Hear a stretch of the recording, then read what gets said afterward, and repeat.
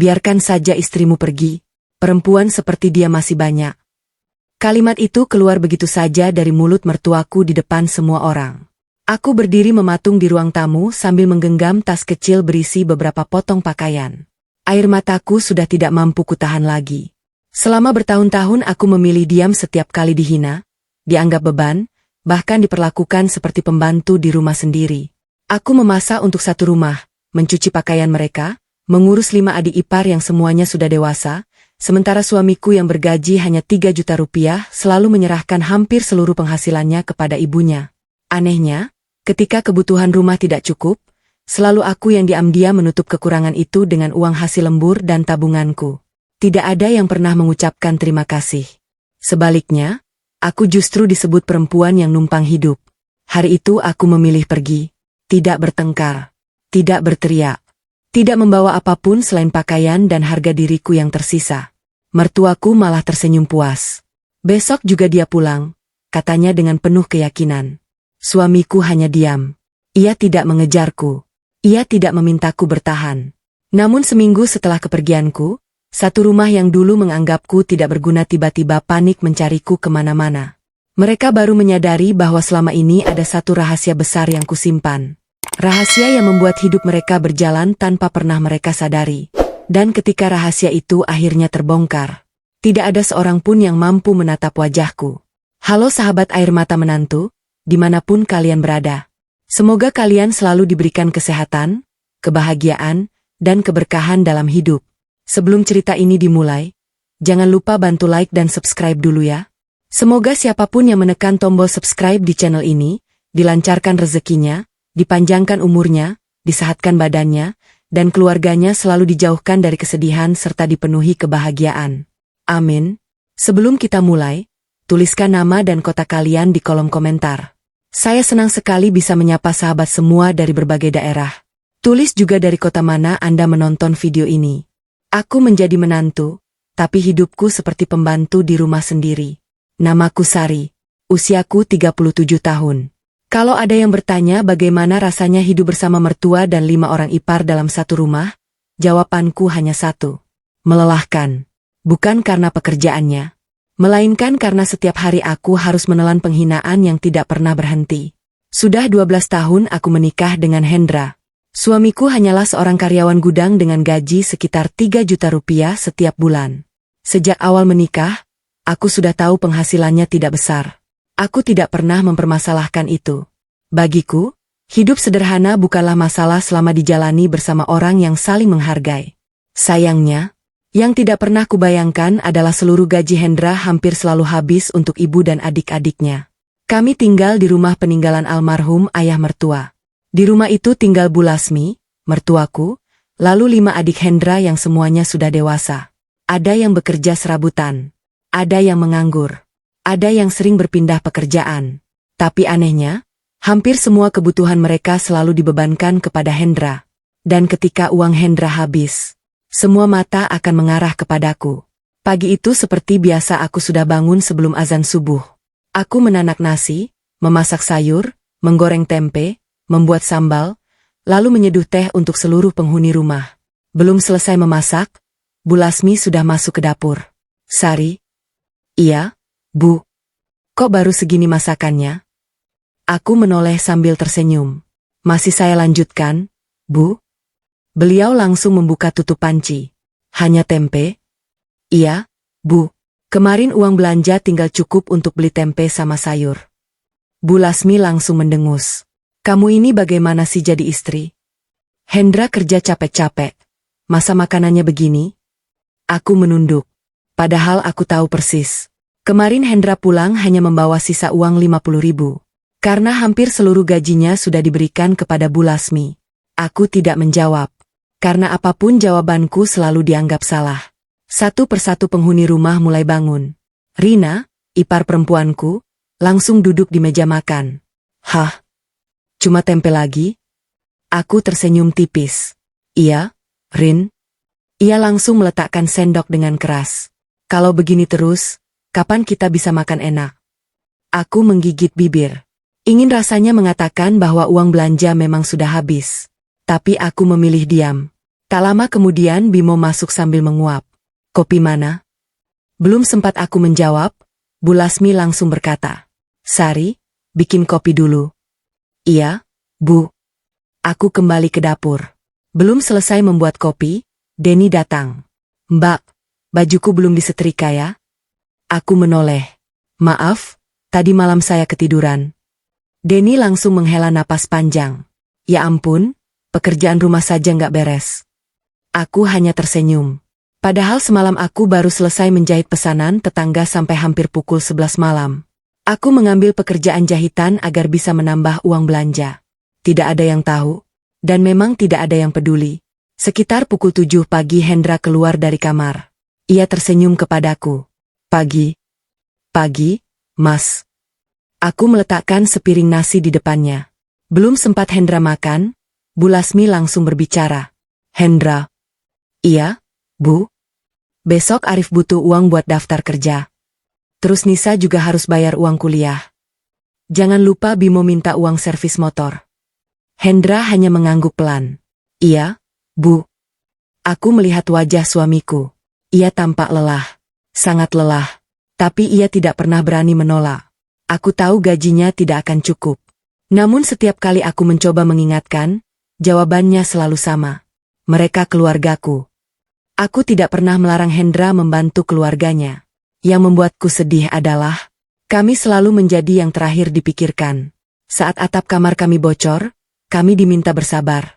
Saat mesin cuci rusak, kami diminta menunggu. Saat aku sakit, tidak ada yang bertanya kabarku. Namun setiap kali salah satu ipar membutuhkan uang, semuanya harus segera dipenuhi. Setelah Hendra berangkat kerja, aku mulai mencuci pakaian. Bukan hanya pakaian kami berdua, melainkan pakaian 7 orang sekaligus. Tanganku mulai pegal. Punggungku terasa nyeri. Namun pekerjaan belum selesai. Masih ada menyapu, mengepel, membersihkan kamar mandi, mencuci piring, memasak makan siang. Saat sedang menjemur pakaian, aku mendengar Bu Lasmi berbicara dengan tetangga di depan rumah. Iya, menantu saya itu ya begitulah. Sekarang masih numpang di rumah saya. Untung anak saya sabar. Aku membeku. Tanganku berhenti menggantung pakaian. Hatiku seperti diremas. Numpang? Padahal setiap bulan aku ikut membayar listrik, air, gas, internet, dan kebutuhan dapur. Bahkan uang hasil jahitanku sering habis untuk membeli beras saat uang belanja tidak cukup. Namun di mata Bu Lasmi, aku tetap hanya seorang perempuan yang menumpang hidup. Air mataku perlahan jatuh. Aku cepat-cepat mengusapnya sebelum ada yang melihat. Dalam hati aku hanya berkata, "Ya Allah, sampai kapan aku harus terus bertahan seperti ini?" Aku sama sekali tidak tahu bahwa penghinaan yang selama ini kuterima hanyalah awal. Karena beberapa hari lagi, satu kalimat dari mertuaku akan mengubah seluruh hidupku. Kalimat yang membuatku akhirnya memilih pergi. Dan setelah aku benar-benar pergi, satu rumah yang selama ini meremehkanku mulai merasakan akibatnya. Gaji suamiku habis untuk mertua dan 5 ipar, aku diam-diam menjual emasku. Sudah menjadi kebiasaan setiap tanggal 1. Hari yang seharusnya menjadi hari paling melegakan bagi setiap keluarga, justru menjadi hari yang paling membuat dadaku sesak. Pagi itu Hendra baru saja menerima gajinya. Aku melihat wajahnya saat membuka aplikasi rekening di ponsel. Ada sedikit senyum di wajahnya. Mungkin karena akhirnya setelah bekerja sebulan penuh, uang itu masuk juga. Namun senyum itu tidak bertahan lama. Belum sempat kami berbicara, Bu Lasmi sudah keluar dari kamarnya. Hendra, gajinya sudah masuk. Iya, Bu. Bagus. Kesini dulu. Hendra langsung mengikuti ibunya ke ruang tengah. Aku masih berada di dapur, tetapi suara mereka terdengar cukup jelas. Ibu butuh 1.500.000. Rina minta 500.000 buat bayar cicilan motornya. Bimo belum bayar kontrakan tempat kerjanya. Denny katanya belum punya uang makan. Nisa juga harus bayar uang kuliah. Aku memejamkan mata. Daftar itu sudah sangat akrab di telingaku. Setiap bulan selalu sama. Bedanya hanya jumlah uangnya yang berubah. Tak lama kemudian Hendra kembali ke dapur. Wajahnya tampak murung. Aku menuangkan teh hangat ke dalam gelasnya. Sudah habis lagi ya, Mas? Hendra tersenyum hambar. Masih ada sedikit. Berapa? Ia membuka aplikasi rekening. Saldo yang tersisa membuatku tercekat. Rp280.000. Itu uang yang harus cukup sampai akhir bulan untuk kami berdua. Belum termasuk kebutuhan dapur. Belum listrik. Belum gas. Belum ongkos kerja. Aku menelan ludah. Namun aku tetap tersenyum. Nggak apa-apa, Mas. Nanti kita atur lagi. Hendra memegang tanganku. Maaf ya. Aku menggeleng pelan. Aku nggak marah. Dan memang benar. Aku tidak marah pada Hendra. Aku hanya sedih. Karena suamiku terlalu takut mengecewakan keluarganya, sampai lupa bahwa ia juga memiliki seorang istri yang harus dijaga. Siang harinya aku membuka dompet kecil yang kusimpan di lemari. Di dalamnya hanya tersisa beberapa lembar uang. Aku menghitung perlahan. Rp120.000. Aku tersenyum pahit. Uang sebanyak itu jelas tidak akan cukup untuk kebutuhan satu rumah. Aku membuka kaleng biskuit bekas yang kusimpan di bawah tempat tidur. Di dalamnya terdapat tabungan hasil menjahit selama hampir setahun. Aku menghitungnya satu persatu. Rp2.300.000. Itulah uang yang selama ini kusimpan diam-diam. Rencananya uang itu akan kupakai memperbaiki atap kamar kami yang bocor. Setiap hujan turun, air selalu menetes tepat di samping tempat tidur. Namun melihat keadaan sekarang, aku tahu uang itu tidak akan pernah menjadi atap baru. Karena pasti habis untuk kebutuhan keluarga. Aku menghela napas panjang. Ya Allah, semoga Engkau mengganti semuanya dengan yang lebih baik. Sore harinya aku pergi ke pasar. Aku membeli beras, minyak goreng, telur, sayur, bumbu dapur, beberapa kebutuhan mandi, dan sedikit lauk agar seluruh penghuni rumah tetap bisa makan. Saat sampai di rumah, Rina langsung melihat kantong belanjaanku. Wah, hari ini banyak belanja ya? Aku hanya tersenyum. Iya. Berarti Hendra masih punya uang. Aku tidak menjawab. Padahal semua belanjaan itu kubeli menggunakan tabunganku sendiri. Malam harinya seluruh keluarga makan bersama. Bu Lasmi terlihat senang. Nah, begini dong. Kalau makan baru enak. Aku hanya diam sambil menyendok nasi. Tak seorang pun bertanya dari mana uang belanja itu berasal. Tak seorang pun bertanya apakah Hendra masih memiliki uang. Bahkan tak seorang pun mengucapkan terima kasih. Semuanya menikmati makanan dengan santai. Seolah semua itu memang sudah menjadi kewajibanku. Setelah selesai makan, aku membereskan piring seorang diri. Saat sedang mencuci piring, aku mendengar Bu Lasmi berbicara kepada Rina. Lihat. Kalau Sari pintar ngatur uang, rumah ini nggak akan kekurangan. Aku berhenti mencuci. Air dari keran masih mengalir mengenai tanganku. Hatiku terasa sangat sakit. Aku baru saja menghabiskan tabunganku. Tapi yang kudapat justru sindiran. Malam semakin larut.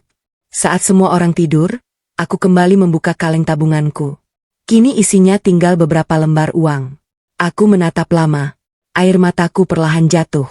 Lalu pandanganku tertuju pada kotak kecil di sudut lemari. Di dalam kotak itu tersimpan satu-satunya perhiasan yang kumiliki. Gelang emas pemberian almarhum ibuku. Aku mengambilnya perlahan. Masih teringat jelas ucapan ibu sebelum beliau meninggal. Simpan baik-baik, RI. Kalau hidupmu benar-benar susah, baru gunakan gelang ini. Tangisku pecah. Karena untuk pertama kalinya sejak ibu tiada, aku mulai berpikir untuk menjual gelang itu. Bukan demi diriku. Bukan demi keinginanku. Melainkan agar keluarga suamiku tetap bisa makan. Aku menggenggam gelang itu erat-erat. Tanpa kusadari, Bu Lasmi ternyata berdiri di depan pintu kamar. Beliau melihat gelang emas di tanganku. Lalu berkata dengan nada datar. Kalau memang masih punya emas, besok jual saja. Daripada keluarga kita kekurangan. Aku langsung membeku. Beliau tidak bertanya apakah gelang itu berharga bagiku. Beliau tidak bertanya apakah aku rela. Yang beliau pikirkan hanya satu, bagaimana caranya kebutuhan rumah tetap terpenuhi. Sementara aku, perlahan mulai kehilangan semua yang kumiliki. Gelang peninggalan ibuku lepas, tapi aku malah disebut istri yang tidak berguna. Malam itu aku hampir tidak bisa memejamkan mata. Gelang emas peninggalan almarhum ibu masih berada di genggamanku. Berkali-kali aku membuka kotak kecil itu, lalu menutupnya lagi. Air mataku terus menetes tanpa suara. Gelang itu bukan sekadar perhiasan. Itu adalah kenangan terakhir dari ibu. Sebelum meninggal, beliau menggenggam tanganku sambil berkata, Ari, kalau suatu saat hidupmu benar-benar sulit, Ibu ikhlas kalau gelang ini kamu jual. Tapi ibu berharap kamu menjualnya untuk dirimu sendiri, bukan karena dipaksa orang lain. Aku masih mengingat setiap kata itu. Suara ibu masih terngiang di telingaku. Dan malam ini, aku merasa gagal menjaga amanahnya. Pagi-pagi sekali aku sudah bersiap keluar rumah. Aku memasukkan gelang emas itu ke dalam dompet kecil. Tanganku masih gemetar. Hendra yang baru selesai mandi melihatku berdiri di depan pintu. Mau kemana, Ri? Aku berusaha tersenyum. Ada sedikit urusan. Urusan apa? Aku tidak ingin membuatnya semakin terbebani. Jadi aku hanya berkata pelan. Nanti juga selesai. Hendra mengangguk. Ia tidak bertanya lagi. Mungkin karena pikirannya sudah dipenuhi beban pekerjaan dan keluarganya. Aku keluar rumah sambil menahan sesak di dada. Aku berjalan menuju toko emas yang berada di pasar kota. Sepanjang perjalanan, aku terus menggenggam dompetku. Beberapa kali aku hampir berbalik. Namun setiap kali mengingat beras di rumah yang mulai habis, minyak goreng yang tinggal sedikit, dan kebutuhan 5 iparku, langkahku kembali maju. Sesampainya di toko emas, seorang pegawai menyambutku dengan ramah. Mau jual emas, Bu? Aku mengangguk pelan. Tanganku terasa berat saat mengeluarkan gelang itu. Pegawai tersebut memeriksanya beberapa menit. Lumayan bagus kondisinya. Aku hanya tersenyum tipis. Kalau saja beliau tahu, aku berharap gelang itu tidak pernah keluar dari kotaknya.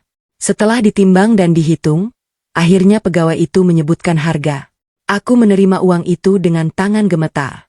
Begitu keluar dari toko emas, aku langsung duduk di bangku depan pasar. Air mata yang sejak tadi kutahan akhirnya pecah. Orang-orang berlalu lalang.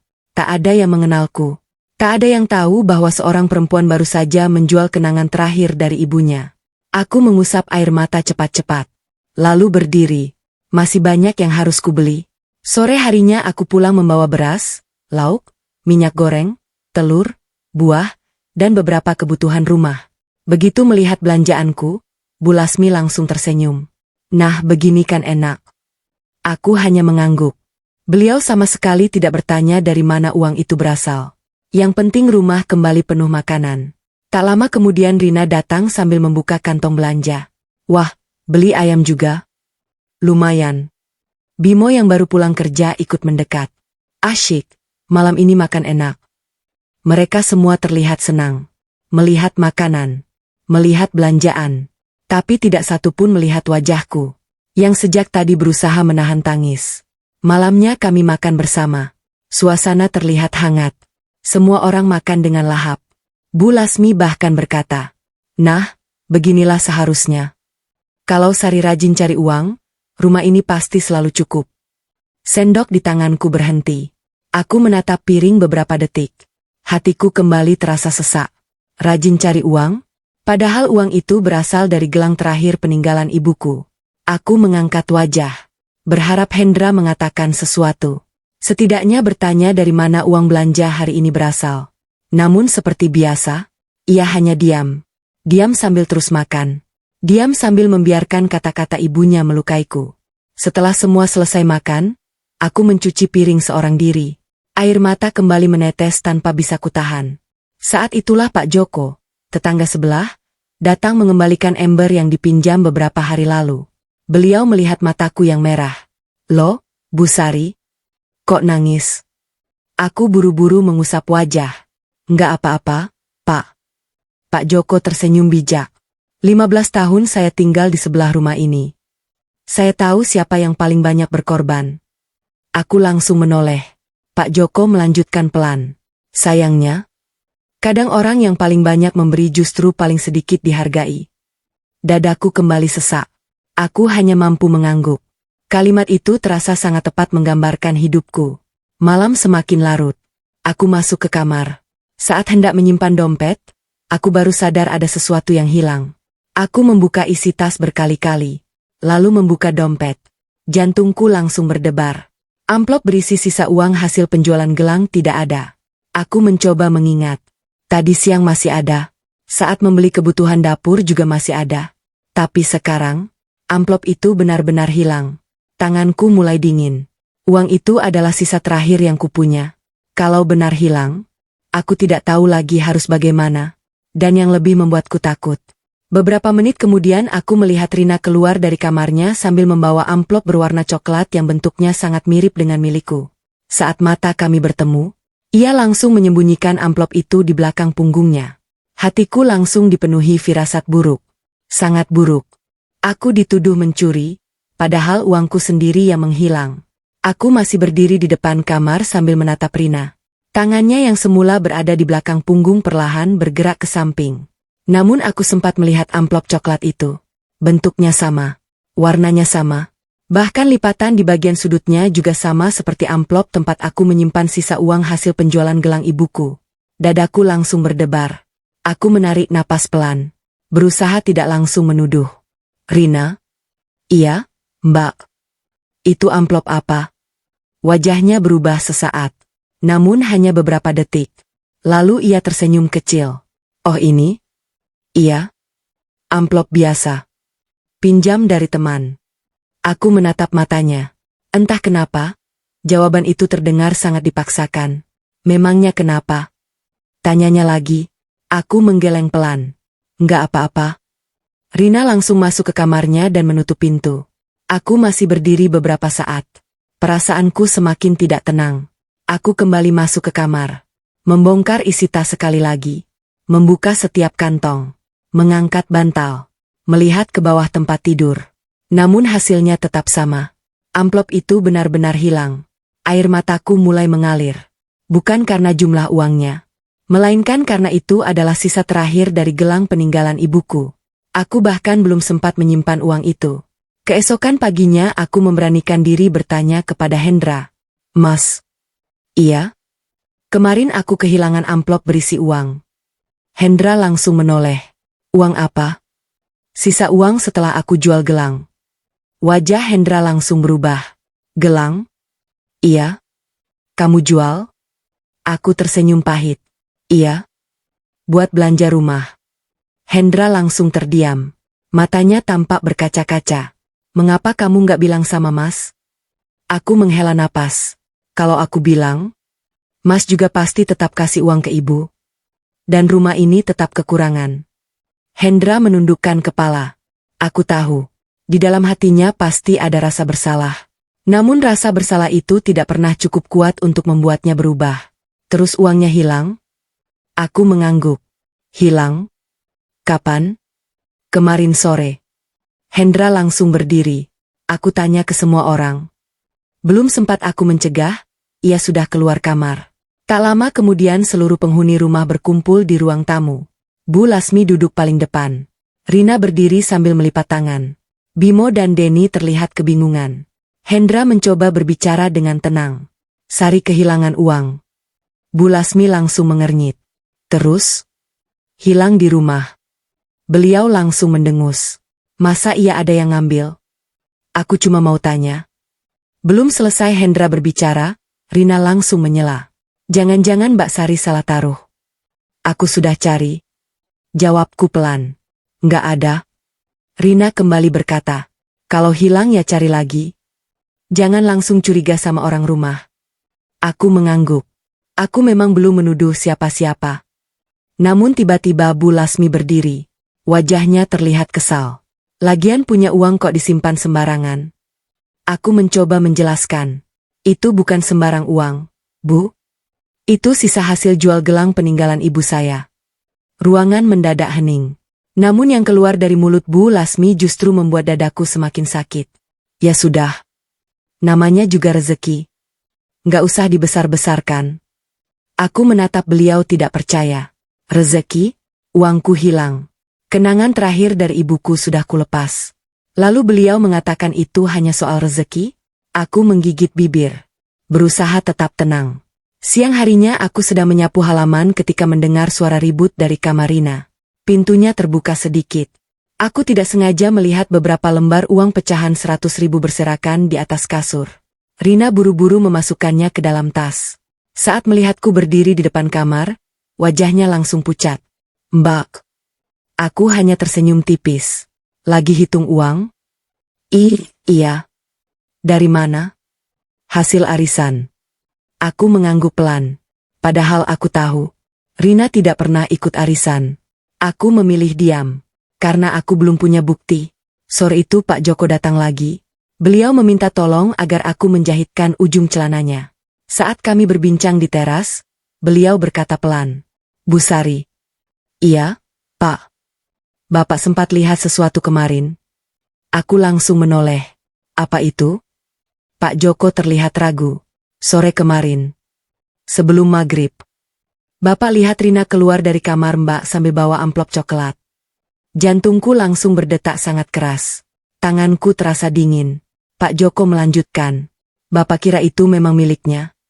Tapi setelah dengar cerita Mbak tadi, Bapak jadi merasa harus bilang. Air mataku perlahan jatuh. Akhirnya ada seseorang yang melihat. Namun aku masih belum ingin menuduh. Karena aku ingin semuanya terbukti. Aku ingin kebenaran muncul dengan sendirinya. Bukan karena emosi. Malam itu saat seluruh keluarga sedang makan, tiba-tiba Bu Lasmi berkata di depan semua orang. Sari? Iya, Bu. Kalau memang uangmu hilang, jangan sampai orang luar mengira keluarga kita pencuri. Aku mengangguk pelan. Namun kalimat berikutnya membuat seluruh tubuhku membeku. Dan jangan sampai ada yang mengira iparmu mengambil uang itu. Aku langsung menatap wajah Bu Lasmi. Aku belum pernah menyebut nama siapapun. Aku bahkan belum pernah menuduh siapapun. Lalu, kenapa beliau buru-buru membela Rina? Saat itulah aku mulai sadar. Mungkin, ada orang yang mengetahui kemana uang itu sebenarnya pergi. Dan orang itu, sedang duduk tepat di hadapanku. Biarkan saja istrimu pergi. Ucapan mertuaku yang mengubah hidupku. Sejak Pak Joko mengatakan bahwa beliau melihat Rina keluar dari kamarku sambil membawa amplop coklat, pikiranku tidak pernah tenang. Aku memang belum memiliki bukti. Tapi sebagai seorang wanita, firasatku mengatakan bahwa ada sesuatu yang sedang mereka sembunyikan dariku. Aku memilih tetap diam. Bukan karena takut. Melainkan karena aku sadar, terkadang orang yang bersalah akan membuka kedoknya sendiri jika kita tidak terburu-buru menyerangnya. 2 hari kemudian, Hendra pulang kerja lebih cepat. Wajahnya terlihat sangat lelah. Kemejanya basah oleh keringat. Begitu masuk rumah, ia langsung menyerahkan sebuah amplop kepada Bu Lasmi. Ini, Bu. Gaji lembur. Bu Lasmi segera membuka amplop itu. Belum sempat Hendra duduk, beliau sudah berkata, besok Ibu ambil ya. Habis buat kebutuhan rumah. Hendra hanya mengangguk. Aku memperhatikan wajah suamiku. Tidak ada senyum. Tidak ada semangat. Yang ada hanya wajah seorang laki-laki yang sudah terlalu lama memikul beban. Aku menghampirinya. Mas, makan dulu? Iya. Namun sebelum Hendra mengambil nasi, Rina datang membawa secari kertas. Mas. Apalagi? Motor Bimo rusak. Denny juga belum bayar kontrakan. Nisa minta uang praktikum. Aku melihat Hendra memejamkan mata beberapa detik. Lalu ia mengusap wajahnya pelan. Uangnya tinggal sedikit. Belum selesai ia berbicara, Bu Lasmi langsung memotong. Kamu ini anak laki-laki. Masa keluarga sendiri nggak dibantu?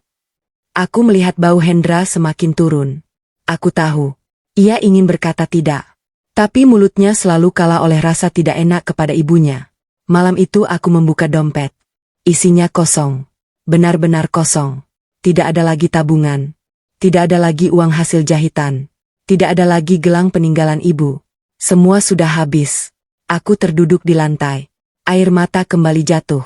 Untuk pertama kalinya sejak menikah, aku benar-benar tidak punya uang selembar pun. Saat itulah Hendra masuk ke kamar. Ia melihatku menangis. Sari? Aku buru-buru mengusap air mata. Nggak apa-apa. Hendra duduk di sampingku. Lagi mikirin uangnya? Aku hanya tersenyum. Aku capek, Mas. Kalimat itu keluar begitu saja. Bukan capek bekerja. Bukan capek memasak. Bukan capek mencuci. Melainkan capek menjadi orang yang selalu mengalah. Hendra menggenggam tanganku. Maaf. Aku menatap wajahnya. Mas? Iya? Kalau suatu hari aku pergi, apa Mas akan mencariku? Hendra tampak terkejut. Kok ngomong begitu? Aku cuma tanya. Ia menggeleng pelan. Jangan bicara yang aneh-aneh. Namun ia tidak menjawab pertanyaanku. Dan entah kenapa, jawaban yang tidak pernah keluar itu justru membuat hatiku semakin kosong. Keesokan harinya rumah kedatangan beberapa saudara Bu Lasmi. Mereka datang untuk acara syukuran kecil. Seperti biasa, aku yang memasak semuanya. Dari pagi sampai siang aku hampir tidak duduk. Memotong sayur, menggoreng ayam, membuat sambal, mencuci piring, menyeduh minuman. Sementara Rina hanya sibuk bermain ponsel. Bimo menonton televisi. Denny tidur. Danisa pergi bersama teman-temannya. Saat tamu mulai datang, Bu Lasmi menyambut mereka dengan ramah. Semua orang memuji masakan yang tersaji. Wah, enak sekali. Iya, Bu Lasmi sekarang hidupnya enak. Aku hanya tersenyum dari dapur. Namun beberapa detik kemudian, salah satu saudara bertanya, semua ini siapa yang masak? Sebelum aku sempat menjawab, Bu Lasmi langsung berkata, ah, masakan biasa. Lagian Sari kan cuma di rumah. Kalau nggak masak ya mau ngapain lagi? Kalimat itu langsung menusuk hatiku. Cuma di rumah. Padahal setiap malam aku menjahit sampai larut. Padahal uang hasil jahitanku habis untuk rumah ini. Padahal aku baru saja menjual gelang peninggalan ibuku. Namun semua itu dianggap tidak berarti. Puncaknya terjadi sore itu. Setelah para tamu pulang, Bu Lasmi tiba-tiba memanggilku ke ruang tamu. Sari. Iya, Bu. Beliau berdiri sambil melipat tangan. Mulai bulan depan, kamu harus cari kerja yang gajinya lebih besar. Aku mengernyit. Memangnya kenapa, Bu? Karena penghasilanmu sekarang nggak cukup membantu keluarga. Aku menatap beliau tidak percaya. Aku sudah memberikan hampir semua yang kupunya. Masih dianggap kurang? Aku mencoba menjelaskan dengan tenang. Bu, selama ini saya juga membantu sebisa saya. Beliau langsung tertawa sinis. Membantu? Kamu merasa sudah banyak membantu? Sebelum aku sempat menjawab, Rina ikut menyela. Mbak Sari MAH enak. Tinggal di rumah gratis. Masih banyak ngeluh. Kalimat itu membuat kesabaranku hampir habis. Aku menarik napas panjang. Lalu berkata pelan. Kalau memang aku dianggap beban, mungkin lebih baik aku pergi. Ruangan mendadak sunyi. Aku menatap Hendra. Berharap kali ini ia membelaku. Namun seperti biasa, ia hanya diam. Dan saat itulah Bu Lasmi mengucapkan kalimat yang mengubah seluruh hidupku. Beliau menatap Hendra sambil berkata tanpa sedikit pun rasa bersalah. Biarkan saja istrimu pergi. Perempuan seperti dia masih banyak.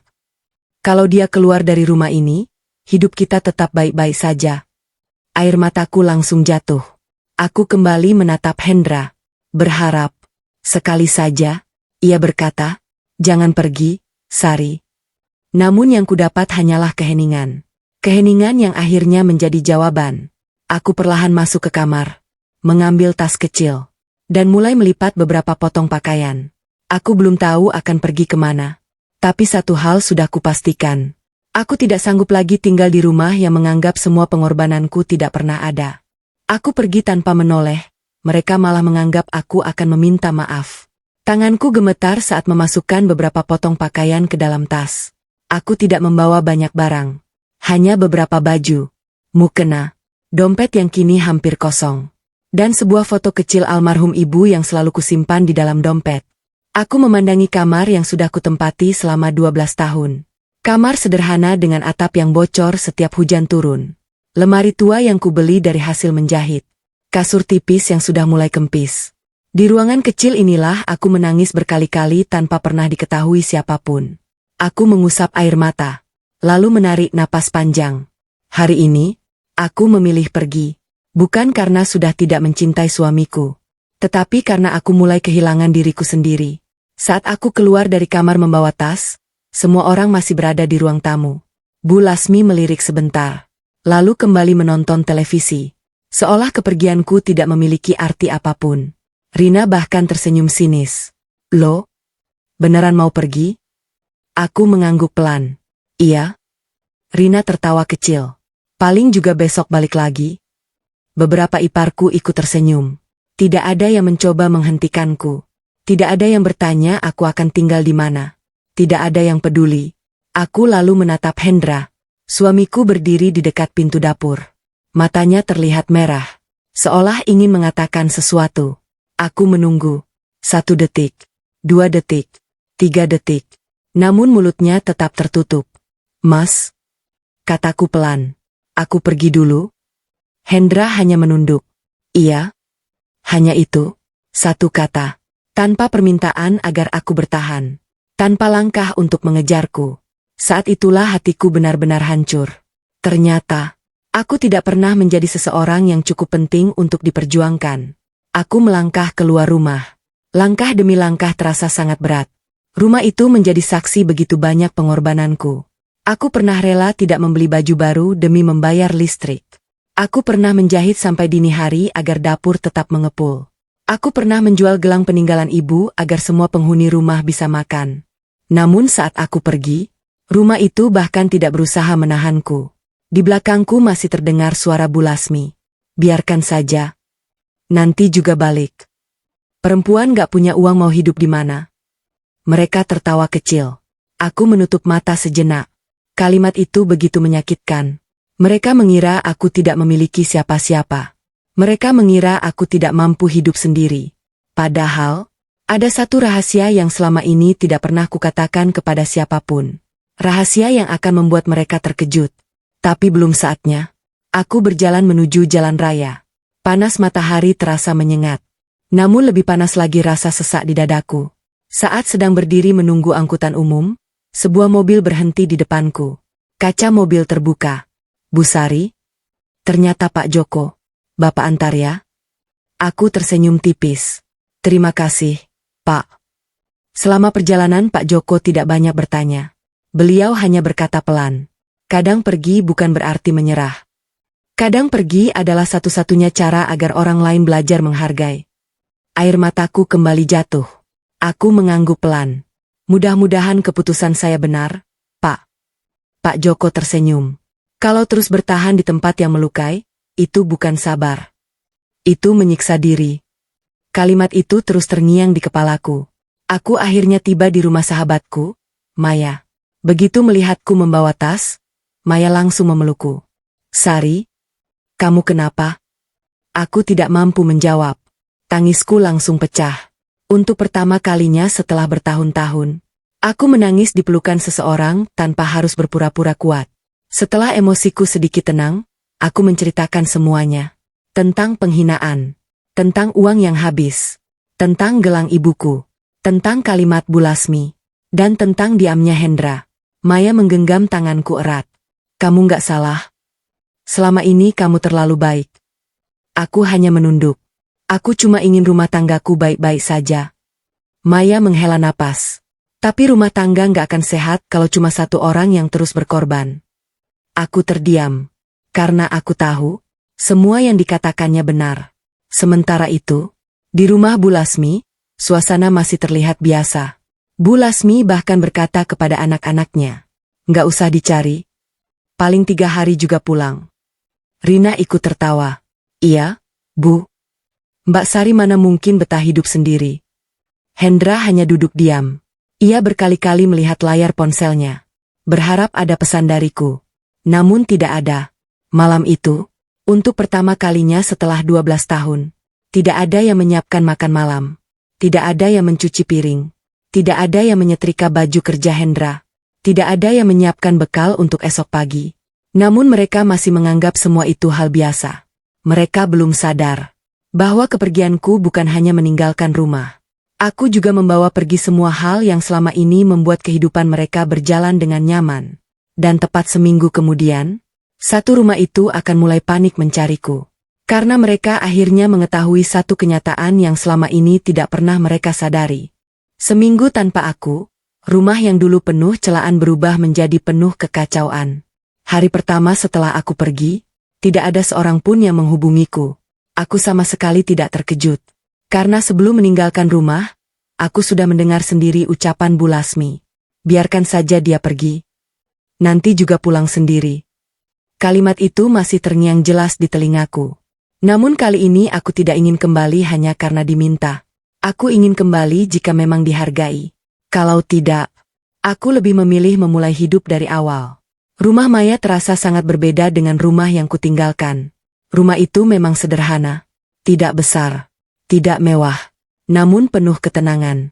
Pagi hari kami membuat sarapan bersama. Maya bahkan melarangku mencuci piring. Sudah. Kamu istirahat saja. Aku tersenyum kecil.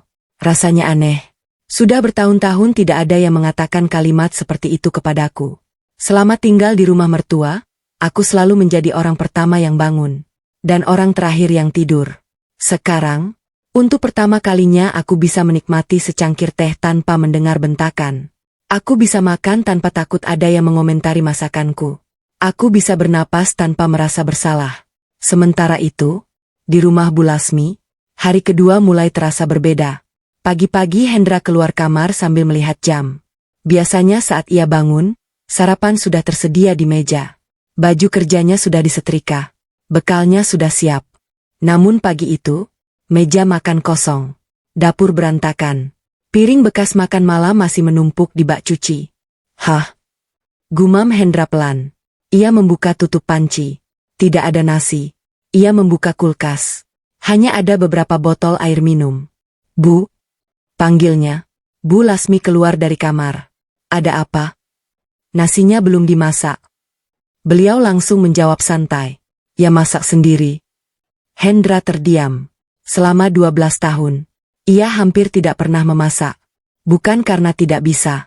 Melainkan karena semua sudah dikerjakan olehku. Hari itu akhirnya ia hanya merebus mie instan sebelum berangkat kerja. Siang harinya keadaan semakin kacau. Rina baru bangun hampir pukul 11. Ia masuk ke dapur. Bu, nggak ada makan siang? Bu Lasmi mulai kesal. Ya masak sendiri. Aku nggak bisa. Bimo ikut keluar kamar. Bu, bajuku belum dicuci. Denny juga mulai mengeluh. Handukku belum kering. Nisa menambahkan, besok aku presentasi. Bajuku kusut semua. Rumah yang biasanya tenang mulai dipenuhi keluhan. Namun kali ini, tidak ada lagi satu nama yang bisa mereka panggil. Sari. Karena Sari sudah pergi. Hari ketiga, masalah mulai bertambah. Tempat sampah penuh. Kamar mandi kotor. Lantai lengket. Tumpukan pakaian semakin menggunung. Bu Lasmi mulai terlihat kelelahan. Beliau mencoba memasak. Namun nasi yang dimasaknya terlalu lembek. Sayurnya terlalu asin. Bimo langsung meletakkan sendok. Bu, masakannya kok begini? Bu Lasmi langsung membentak. Kalau nggak suka, masak sendiri. Suasana makan siang berubah menjadi pertengkaran. Rina kesal. Denny memilih keluar membeli makanan. Sedangkan Hendra hanya duduk diam. Entah mengapa. Baru kali ini ia menyadari betapa banyak pekerjaan yang selama ini kulakukan seorang diri. Malam harinya Hendra membuka lemari pakaian. Ia mencari seragam kerja. Namun semua bajunya masih kusut. Ia mencoba menyetrika sendiri. Beberapa bagian malah gosong. Ia terduduk di tepi tempat tidur. Lalu tanpa sadar mengambil ponselnya. Membuka fotoku. Sudah 3 hari aku tidak menghubunginya. Ia mengetik pesan. Sari, kamu baik-baik saja? Jarinya berhenti. Beberapa detik kemudian, pesan itu dihapus. Ia tidak jadi mengirimkannya. Mungkin karena gengsi. Mungkin karena masih berharap aku pulang sendiri. Hari kelima, masalah keuangan mulai terasa. Bu Lasmi membuka dompet. Isinya hampir kosong. Beliau mulai menghitung pengeluaran. Belanja, gas, listrik, air, internet, obat. Semua harus dibayar. Beliau mengernyit. Uangnya kok cepat habis? Rina menjawab santai. Kan biasanya selalu cukup.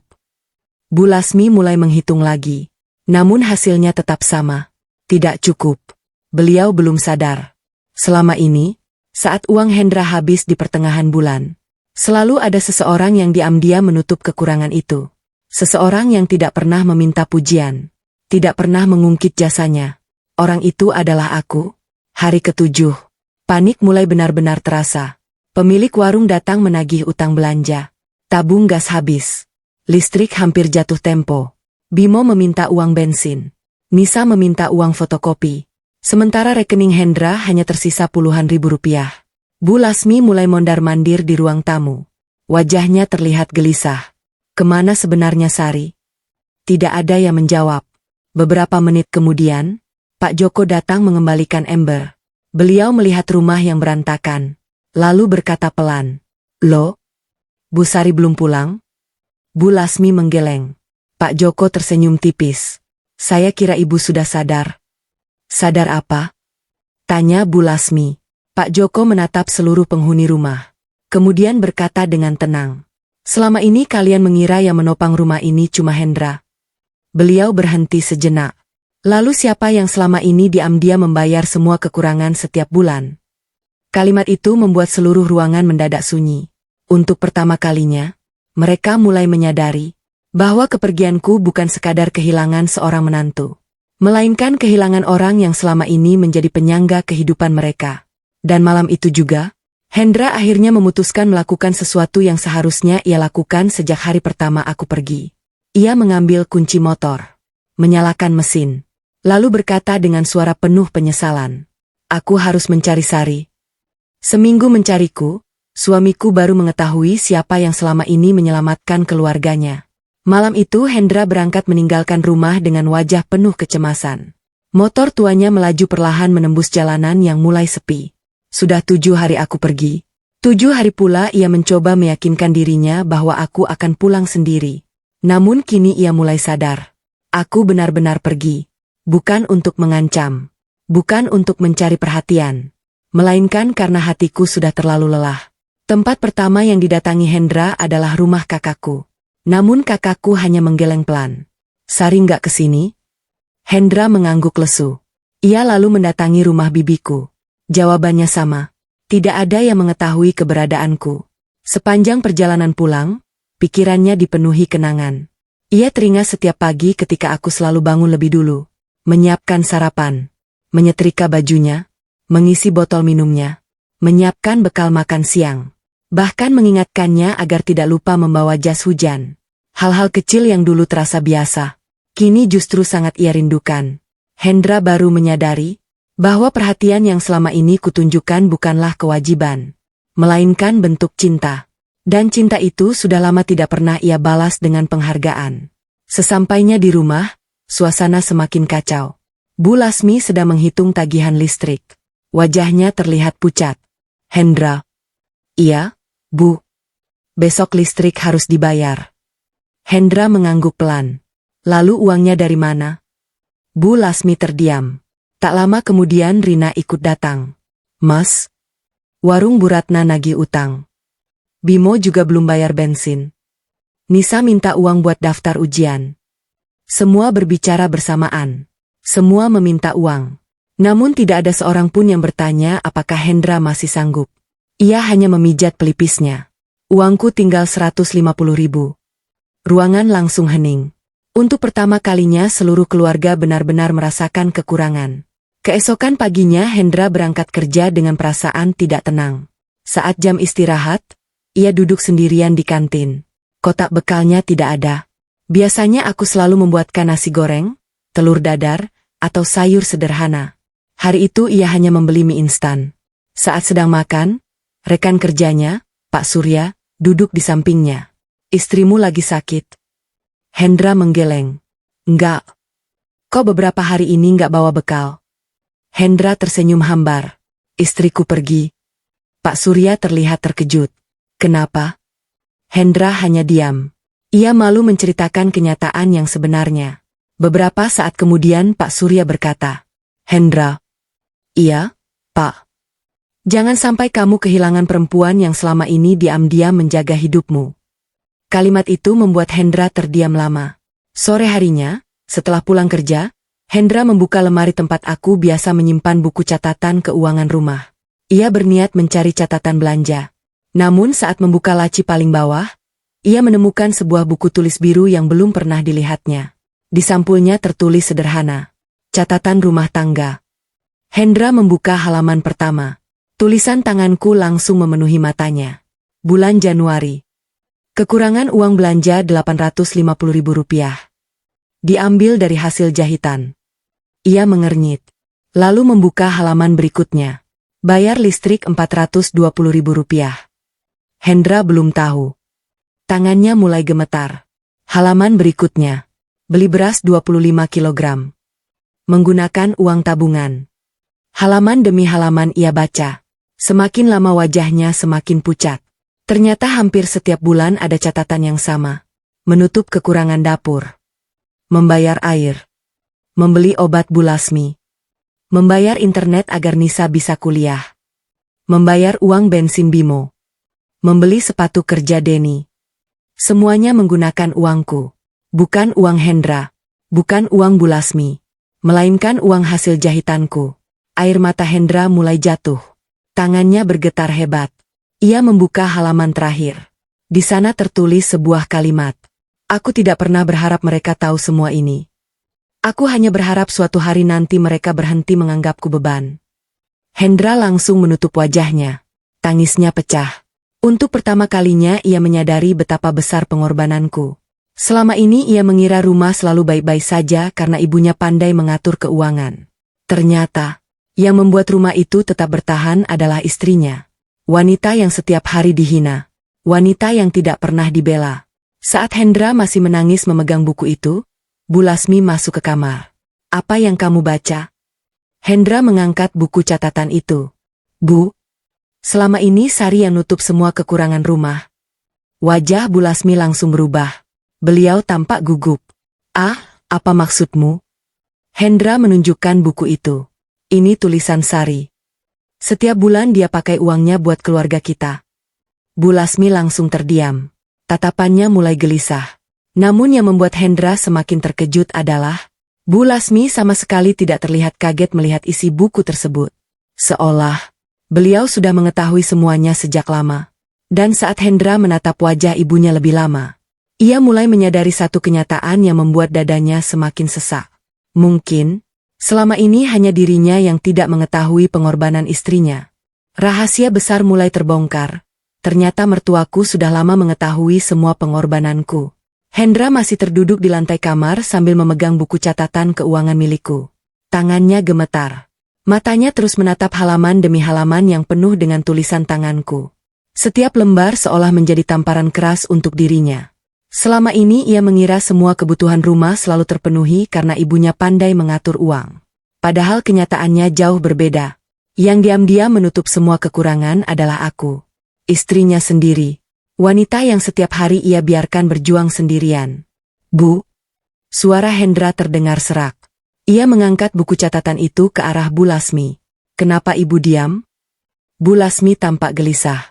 Tatapannya berpindah ke buku itu, lalu kembali ke wajah anaknya. Apa yang harus ibu jelaskan? Hendra menarik napas panjang. Semua ini benar? Istri saya selama ini yang bayar listrik. Bu Lasmi tidak menjawab. Istri saya yang beli beras? Masih diam. Istri saya yang bayar internet buat Nisa kuliah? Ruangan terasa sangat sunyi. Hendra mengepalkan tangan. Jawab, Bu. Suara itu membuat semua orang di rumah keluar dari kamar. Rina, Bimo, Denny, dan Nisa berdiri di depan pintu. Mereka belum pernah melihat Hendra semarah itu. Bu Lasmi akhirnya duduk perlahan di kursi. Wajahnya mulai pucat. Iya. Jawabannya begitu lirih. Namun cukup membuat Hendra membeku. Apa? Ibu tahu? Bu Lasmi menundukkan kepala. Ibu tahu. Kalimat itu membuat Hendra seperti kehilangan tenaga. Selama ini, ibunya mengetahui semua pengorbananku. Namun beliau tetap membiarkanku dihina. Tetap membiarkanku disebut benalu. Bahkan ikut mengucapkannya. Air mata Hendra jatuh tanpa bisa ditahan. Kenapa, Bu? Kenapa ibu lakukan itu? Bu Lasmi mulai menangis. Tangis yang selama ini tidak pernah diperlihatkannya. Ibu cuma takut. Takut apa? Takut kalian lebih mendengarkan Sari daripada ibu. Semua orang langsung terdiam. Ibu takut kehilangan anak-anak ibu. Tapi itu bukan alasan buat menyakiti istri saya. Suara Hendra semakin keras. Ibu tahu dia sampai jual gelang peninggalan ibunya? Bu Lasmi menutup wajahnya. Ibu tahu? Jawaban itu membuat Rina langsung menoleh kepada ibunya. Ibu juga tahu soal gelang itu? Bu Lasmi kembali mengangguk. Ibu lihat sendiri waktu dia berangkat. Ruangan kembali sunyi. Hendra menatap ibunya dengan tatapan yang belum pernah ada sebelumnya. Tatapan kecewa. Tatapan seorang anak yang baru mengetahui bahwa orang yang paling ia percaya ternyata menyembunyikan begitu banyak kenyataan. Belum sempat suasana mereda, terdengar suara ketukan di pintu. Tok, tok, tok. Pak Joko berdiri di depan rumah. Permisi. Hendra segera mempersilakan beliau masuk. Pak Joko membawa sebuah map plastik bening. Saya tadi beres-beres teras. Lalu menemukan ini di dekat pot bunga. Hendra menerima map itu. Begitu dibuka, wajahnya langsung berubah. Di dalamnya ada puluhan kwitansi. Kwitansi pembayaran listrik, air, gas, belanja bulanan. Bahkan bukti transfer ke rekening sekolah Nisa. Semuanya atas nama Sari. Semua menggunakan rekening milikku. Pak Joko menghela napas. Sebenarnya saya sudah lama tahu. Saya sering ketemu Bu Sari bayar tagihan sendiri. Saya kira kalian semua juga tahu. Tidak ada yang menjawab. Karena kenyataannya, hanya aku yang memikul semua itu sendirian. Malam itu tidak ada seorang pun yang bisa makan dengan tenang. Nasi di meja masih utuh. Sayur mulai dingin. Ayam goreng yang biasanya habis lebih dulu kini tidak ada yang menyentuh. Rina duduk sambil menundukkan kepala. Bimo berkali-kali mengusap wajahnya. Nisa mulai menangis pelan. Sedangkan Bu Lasmi hanya memandangi lantai. Untuk pertama kalinya, rumah itu benar-benar kehilangan suara. Sementara itu, aku sama sekali tidak mengetahui apa yang sedang terjadi. Aku membantu Maya menjahit beberapa pesanan pelanggan.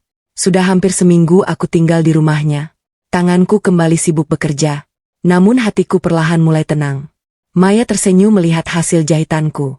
Kalau terus begini, kamu bisa buka butik kecil. Aku tertawa pelan. Ah, jangan bercanda. Aku serius. Jahitanmu rapi. Aku hanya tersenyum. Sudah lama aku bermimpi memiliki usaha sendiri. Namun semua tabunganku selalu habis untuk keluarga suami. Kini, untuk pertama kalinya, aku mulai berani memikirkan masa depanku sendiri. Aku sama sekali tidak tahu. Di saat aku mulai menata hidup baru, di rumah lama, semua orang justru mulai saling menyalahkan. Dan yang paling panik ternyata bukan Hendra, melainkan Rina.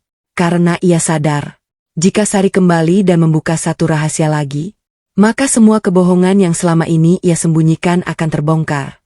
Rahasia tentang amplop coklat, yang ternyata memang berada di tangannya sejak hari pertama Sari pergi. Rahasia amplop coklat itu akhirnya terbongkar, dan semua orang mulai saling menyalahkan. Malam itu rumah Bu Lasmi dipenuhi keheningan.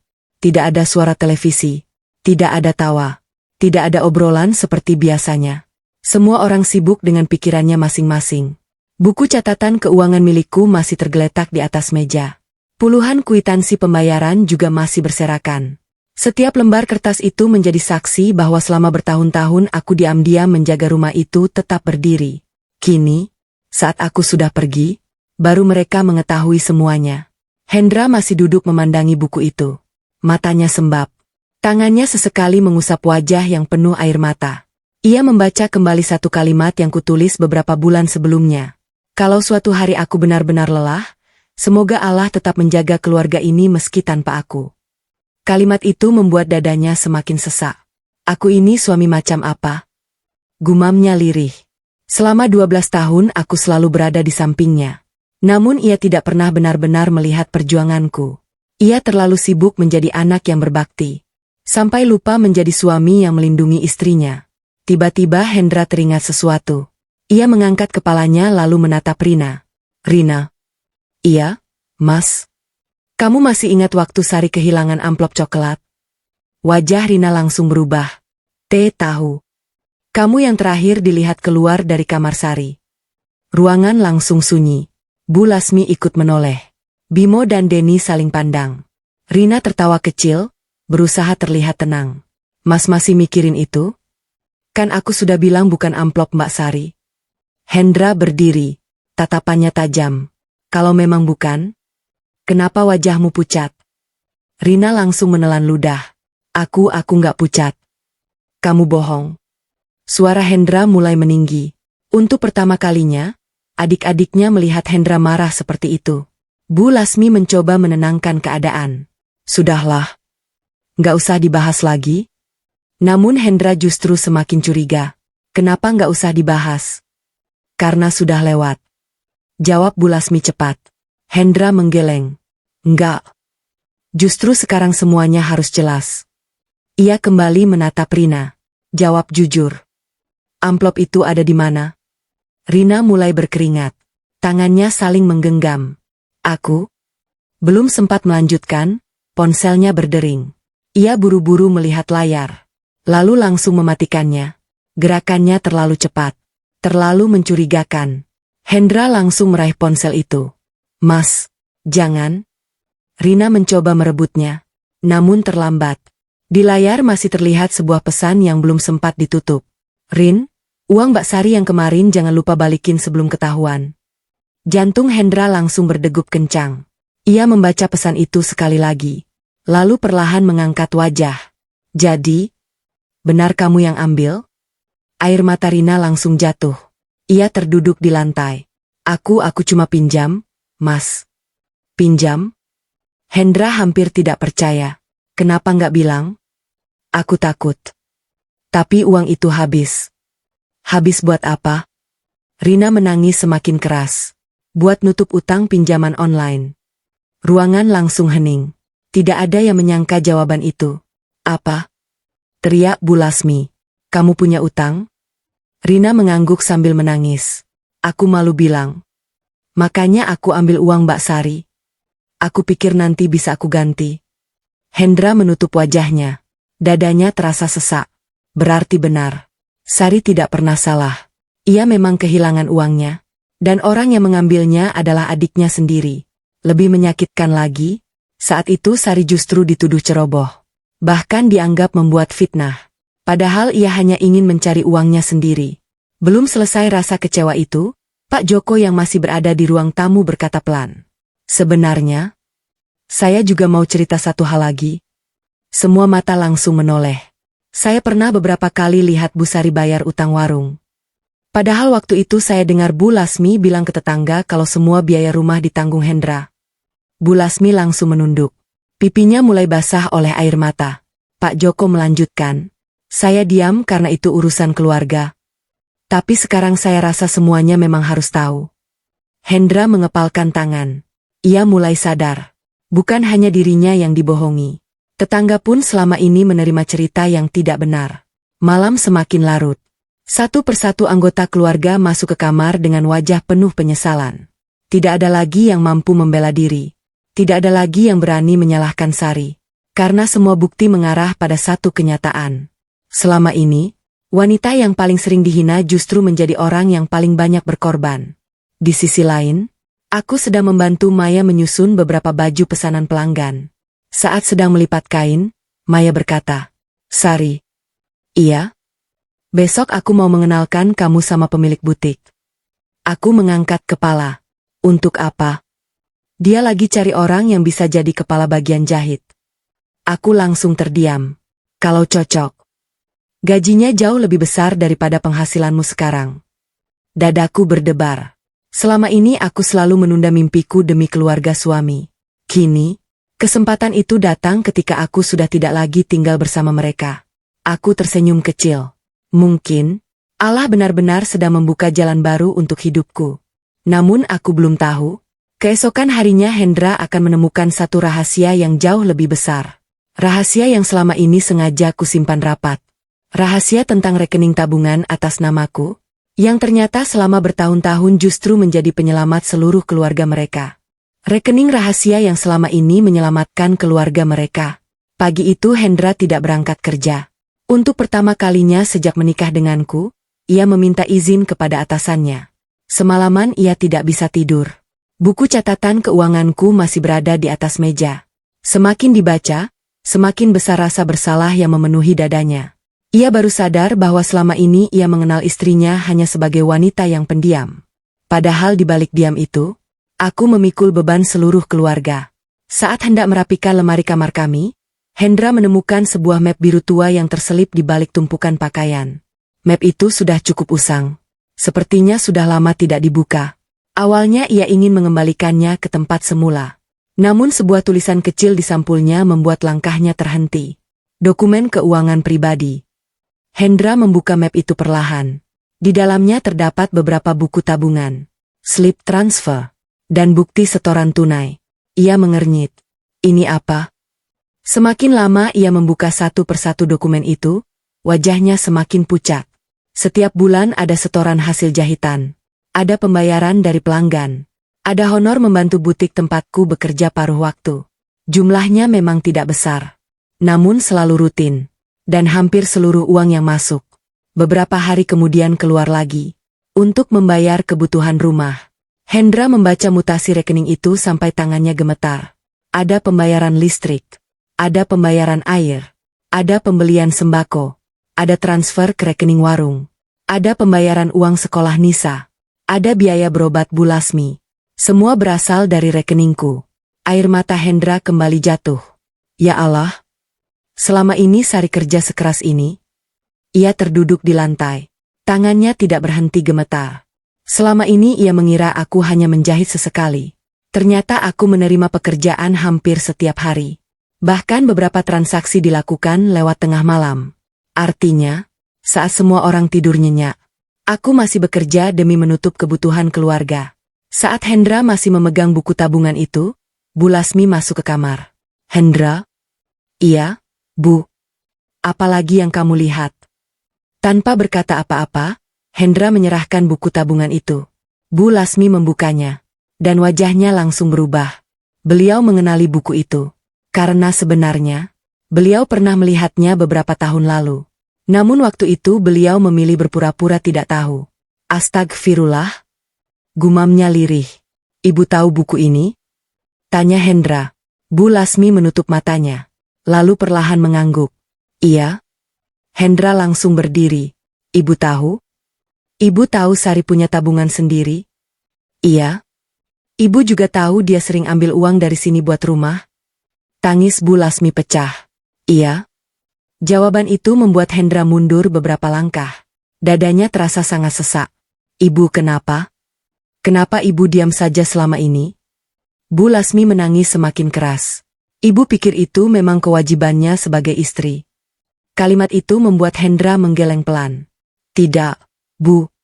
Itu bukan kewajibannya. Itu pengorbanannya. Di ruang tamu, Rina yang mendengar pembicaraan itu mulai gelisah. Ia menghampiri Bimo dan Denny. Kita harus cari Mbak Sari. Bimo menghela napas. Malu. Aku juga malu. Selama ini mereka sering meminta uang kepadaku. Sering menyuruhku membeli ini dan itu. Bahkan pernah marah ketika makanan tidak sesuai selera. Padahal uang yang kupakai membeli semuanya berasal dari hasil kerja keras sendiri. Denny menundukkan kepala. Aku jadi ingat. Waktu sepatu kerjaku rusak. Aku kira Mas Hendra yang beliin. Ternyata, itu uang Mbak Sari. Ruangan kembali sunyi. Satu persatu kenangan mulai muncul. Semua bantuan yang dulu mereka anggap berasal dari Hendra, ternyata berasal dariku. Sementara itu, aku sedang berada di butik milik Bu Ratih, teman Maya. Beliau memperhatikan hasil jahitanku dengan teliti. Luar biasa, katanya sambil tersenyum. Jahitanmu sangat rapi. Aku hanya tersenyum malu. Bu Ratih lalu berkata, saya butuh orang seperti kamu. Kalau kamu bersedia bekerja di sini, saya ingin mengangkatmu menjadi kepala bagian jahit. Aku membeku. Benarkah, Bu? Beliau mengangguk. Gajinya 8 juta rupiah sebulan. Tanganku langsung gemetar. 8 juta. Jumlah itu bahkan lebih dari 2 kali lipat penghasilan Hendra. Air mataku hampir jatuh. Bukan karena uangnya, tetapi karena akhirnya ada seseorang yang menghargai kemampuanku. Bukan memanfaatkannya, melainkan menghargainya. Aku mengucapkan syukur dalam hati. Mungkin, inilah jawaban atas semua doa yang selama ini kupanjatkan. Di rumah, Hendra tiba-tiba teringat sesuatu. Ia membuka laci meja yang dulu sering kugunakan. Di sana terdapat sebuah amplop putih. Di atasnya tertulis dengan tulisan tanganku. Untuk dibuka kalau aku sudah benar-benar pergi. Jantung Hendra langsung berdegup sangat kencang. Tangannya gemetar saat memegang amplop itu. Entah mengapa, ia merasa isi surat tersebut akan mengubah seluruh hidupnya. Dan firasatnya tidak salah. Surat yang kutinggalkan membuat suamiku menangis untuk pertama kalinya. Tangan Hendra masih gemetar saat memegang amplop putih itu. Di bagian depannya tertulis jelas dengan tulisan tanganku. Untuk dibuka kalau aku sudah benar-benar pergi. Hanya membaca kalimat itu saja sudah membuat dadanya terasa sesak. Perlahan ia membuka amplop tersebut. Di dalamnya hanya ada selembar surat yang sudah mulai terlipat. Begitu melihat tulisan tanganku, air matanya langsung menggenang. Dengan napas yang tidak beraturan, ia mulai membaca. Mas Hendra, Kalau Mas membaca surat ini, berarti aku benar-benar sudah pergi. Jangan marah. Aku tidak pergi karena berhenti mencintai Mas. Aku pergi karena aku sudah terlalu lelah berjuang sendirian. Air mata Hendra mulai jatuh ke atas kertas. Tangannya bergetar semakin hebat. Ia melanjutkan membaca. Mas, selama 12 tahun aku tidak pernah menyesal menikah denganmu. Yang membuatku sedih bukan hidup sederhana. Aku sedih karena setiap kali aku menangis, Mas memilih diam. Setiap kali aku dihina, Mas hanya menundukkan kepala. Dan setiap kali aku berkorban, Mas tidak pernah benar-benar melihatnya. Hendra langsung menutup mulutnya. Tangis yang selama ini ia tahan akhirnya pecah. Untuk pertama kalinya sejak menikah, ia benar-benar merasakan betapa dalam luka yang selama ini kupendam. Di ruang tamu, Bu Lasmi dan anak-anaknya mendengar suara tangisan Hendra. Mereka saling berpandangan. Belum pernah sekalipun mereka melihat Hendra menangis seperti itu. Bu Lasmi perlahan masuk ke kamar. Ia melihat anak sulungnya terduduk di lantai sambil memeluk surat itu. Hendra? Namun Hendra tidak menjawab. Ia hanya menyerahkan surat itu kepada ibunya. Bu Lasmi mulai membaca. Semakin lama membaca, wajahnya semakin pucat. Aku tidak pernah iri saat Mas membantu ibu. Aku hanya berharap suatu hari nanti ibu juga menganggapku sebagai anak.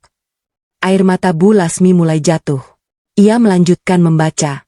Kalau suatu hari rumah ini kekurangan uang setelah aku pergi, tolong jangan salahkan siapapun.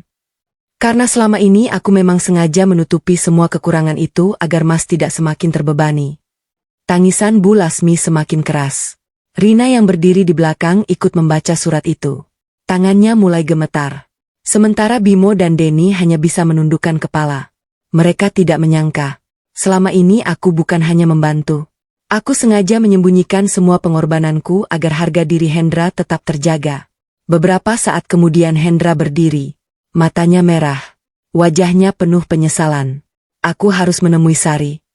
Bu Lasmi langsung mengangguk. Iya? Ibu ikut. Namun Hendra menggeleng pelan. Tidak. Ini salahku. Biarkan aku yang meminta maaf lebih dulu. Kalimat itu membuat Bu Lasmi kembali menangis. Ia sadar. Untuk pertama kalinya, anak yang selalu menuruti semua perkataannya kini mulai berani mengambil keputusan sendiri. Sementara itu, aku baru saja menyelesaikan hari pertamaku bekerja di butik Bu Ratih. Para pegawai menyambutku dengan hangat. Tidak ada bentakan. Tidak ada hinaan. Tidak ada sindiran. Yang ada hanyalah penghargaan. Saat jam kerja selesai, Bu Ratih menghampiriku. Sari. Iya, Bu. Ini uang muka gajimu. Aku langsung menggeleng. Belum usah, Bu. Beliau tersenyum. Anggap saja hadiah karena hari pertamamu sangat membantu. Tanganku menerima amplop itu dengan haru. Sudah bertahun-tahun aku bekerja. Namun baru kali ini seseorang memberikan upah sambil mengucapkan terima kasih. Aku hampir menangis. Bukan karena jumlah uangnya. Melainkan karena akhirnya aku merasa dihargai sebagai manusia. Malam harinya aku duduk di teras rumah Maya. Udara terasa sejuk. Langit dipenuhi bintang. Maya membawa 2 cangkir teh hangat. Kamu kelihatan lebih tenang. Aku tersenyum. Sedikit. Masih mikirin rumah? Aku mengangguk. Masih. Aku nggak bisa bohong. Bagaimanapun itu rumahku selama 12 tahun. Maya menggenggam tanganku. Tapi jangan kembali hanya karena kasihan. Kembalilah kalau mereka benar-benar berubah. Aku terdiam. Kalimat itu terus terngiang di kepalaku. Di sisi lain, Hendra akhirnya berhasil mengetahui alamat rumah Maya dari Pak Joko. Malam itu juga ia langsung mengendarai motornya. Perjalanan hampir 1 jam. Sepanjang jalan ia terus memikirkan isi suratku. Setiap kalimat terasa seperti pisau yang mengiris hatinya. Sesampainya di depan rumah Maya, ia mematikan mesin motor. Tangannya gemetar. Jantungnya berdetak sangat cepat. Sudah berkali-kali ia mengangkat tangan untuk mengetuk pintu. Namun selalu berhenti. Karena ia takut. Takut jika aku menolak bertemu. Takut jika aku sudah tidak ingin melihat wajahnya lagi. Akhirnya, dengan sisa keberanian yang masih dimilikinya, Hendra mengangkat tangannya. Lalu mengetuk pintu rumah itu perlahan. Dan beberapa detik kemudian, pintu mulai terbuka dari dalam. Suamiku berlutut meminta maaf, tapi hatiku tak lagi sama. Tok. Tok, tok. Suara ketukan itu memecah kesunyian malam. Aku yang sedang membantu Maya melipat beberapa pakaian pesanan langsung menghentikan pekerjaanku. Maya menoleh ke arah pintu. Siapa yang malam-malam begini? Aku menggeleng pelan. Aku juga nggak tahu. Maya berjalan menuju pintu. Begitu pintu dibuka, wajahnya langsung berubah. Hendra? Jantungku langsung berdetak lebih cepat. Aku spontan berdiri dari kursi. Beberapa detik kemudian, Hendra melangkah masuk dengan wajah yang sangat berbeda dari terakhir kali kulihat. Matanya sembab. Pipinya tampak lebih tirus. Janggut tipis mulai tumbuh karena beberapa hari tidak dicukur. Seragam kerjanya masih melekat di tubuhnya. Sepertinya ia datang langsung setelah pulang bekerja. Begitu pandangan kami bertemu, tidak ada satu kata pun yang keluar. Hanya keheningan. Keheningan yang dipenuhi ribuan penyesalan. Aku boleh bicara sebentar? Suara Hendra terdengar pelan. Aku mengangguk. Maya mengerti keadaan. Ia perlahan masuk ke dalam rumah, memberi kami ruang berbicara di teras. Aku dan Hendra duduk berhadapan. Namun tidak ada yang langsung memulai percakapan. Angin malam berembus pelan. Suara jangkrik terdengar samar. Beberapa menit berlalu. Akhirnya Hendra membuka suara. Sari? Iya? Aku sudah baca suratmu. Dadaku terasa sesak. Aku hanya mengangguk pelan. Hendra mengeluarkan amplop putih dari tasnya. Amplop yang kutinggalkan di laci kamar. Aku baru sadar. Selama ini aku bukan cuma gagal membelamu. Aku bahkan gagal melihat semua yang kamu lakukan. Air matanya kembali jatuh. Ia tidak lagi berusaha menyembunyikannya. Aku minta maaf. Kalimat itu keluar dengan suara yang bergetar. Namun anehnya, hatiku tidak lagi berdebar seperti dulu. Aku memang mendengar permintaan maaf itu. Tapi luka yang kupendam selama 12 tahun tidak mungkin hilang hanya dalam satu malam. Mas, kataku pelan. Aku percaya Mas menyesal. Hendra mengangguk cepat. Iya. Aku benar-benar menyesal. Aku menarik napas panjang. Tapi penyesalan itu datang setelah aku pergi. Hendra langsung menundukkan kepala. Aku melanjutkan. Selama bertahun-tahun aku menangis di rumah itu. Mas lihat. Tapi Mas diam. Setiap kali ibu menghina aku, Mas diam. Waktu Rina meremehkanku, Mas diam. Waktu aku jual gelang peninggalan ibu, Mas juga baru tahu setelah semuanya selesai. Tangis Hendra semakin pecah. Semua yang kukatakan memang kenyataan. Ia tidak bisa membantah sedikit pun. Aku memang salah. Katanya lirih. Aku terlalu takut mengecewakan ibu. Aku menatap wajahnya. Lalu bagaimana denganku? Hendra terdiam. Aku juga keluargamu. Kenapa selama ini hanya perasaan ibu yang Mas jaga? Kenapa perasaanku selalu dianggap kuat? Kalimat itu membuat Hendra memejamkan mata. Dadanya naik turun menahan tangis. Untuk pertama kalinya ia benar-benar memahami luka yang selama ini kusimpan. Bukan luka karena miskin. Bukan luka karena hidup sederhana. Melainkan luka karena merasa sendirian dalam rumah tanggaku sendiri. Beberapa saat kemudian Hendra mengeluarkan sebuah buku tabungan. Aku menemukan ini. Katanya sambil menyerahkannya kepadaku. Aku mengenali buku itu. Itu buku tabungan hasil jahitanku. Hendra menggenggam kedua tanganku. Sari, aku baru tahu. Semua tagihan. Semua kekurangan. Semua biaya rumah. Ternyata kamu yang menanggung. Air mataku mulai mengalir. Aku nggak pernah minta dipuji. Jawabku pelan. Aku cuma ingin dihargai. Hendra mengangguk berkali-kali. Iya. Aku tahu. Tapi aku terlambat. Aku tidak menjawab. Karena memang itulah kenyataannya. Ia terlambat. Sangat terlambat. Tiba-tiba Hendra berdiri. Lalu, di luar dugaan, ia berlutut di hadapanku. Sari, tolong maafkan aku. Aku langsung terkejut. Mas, jangan begitu. Namun Hendra tetap berlutut. Aku nggak peduli kalau harga diriku jatuh. Aku cuma nggak mau kehilangan kamu. Air matanya menetes ke lantai teras. Melihat suamiku seperti itu membuat dadaku ikut sesak. Bagaimanapun, aku masih mencintainya. Tapi mencintai bukan berarti harus kembali ke tempat yang sama tanpa perubahan.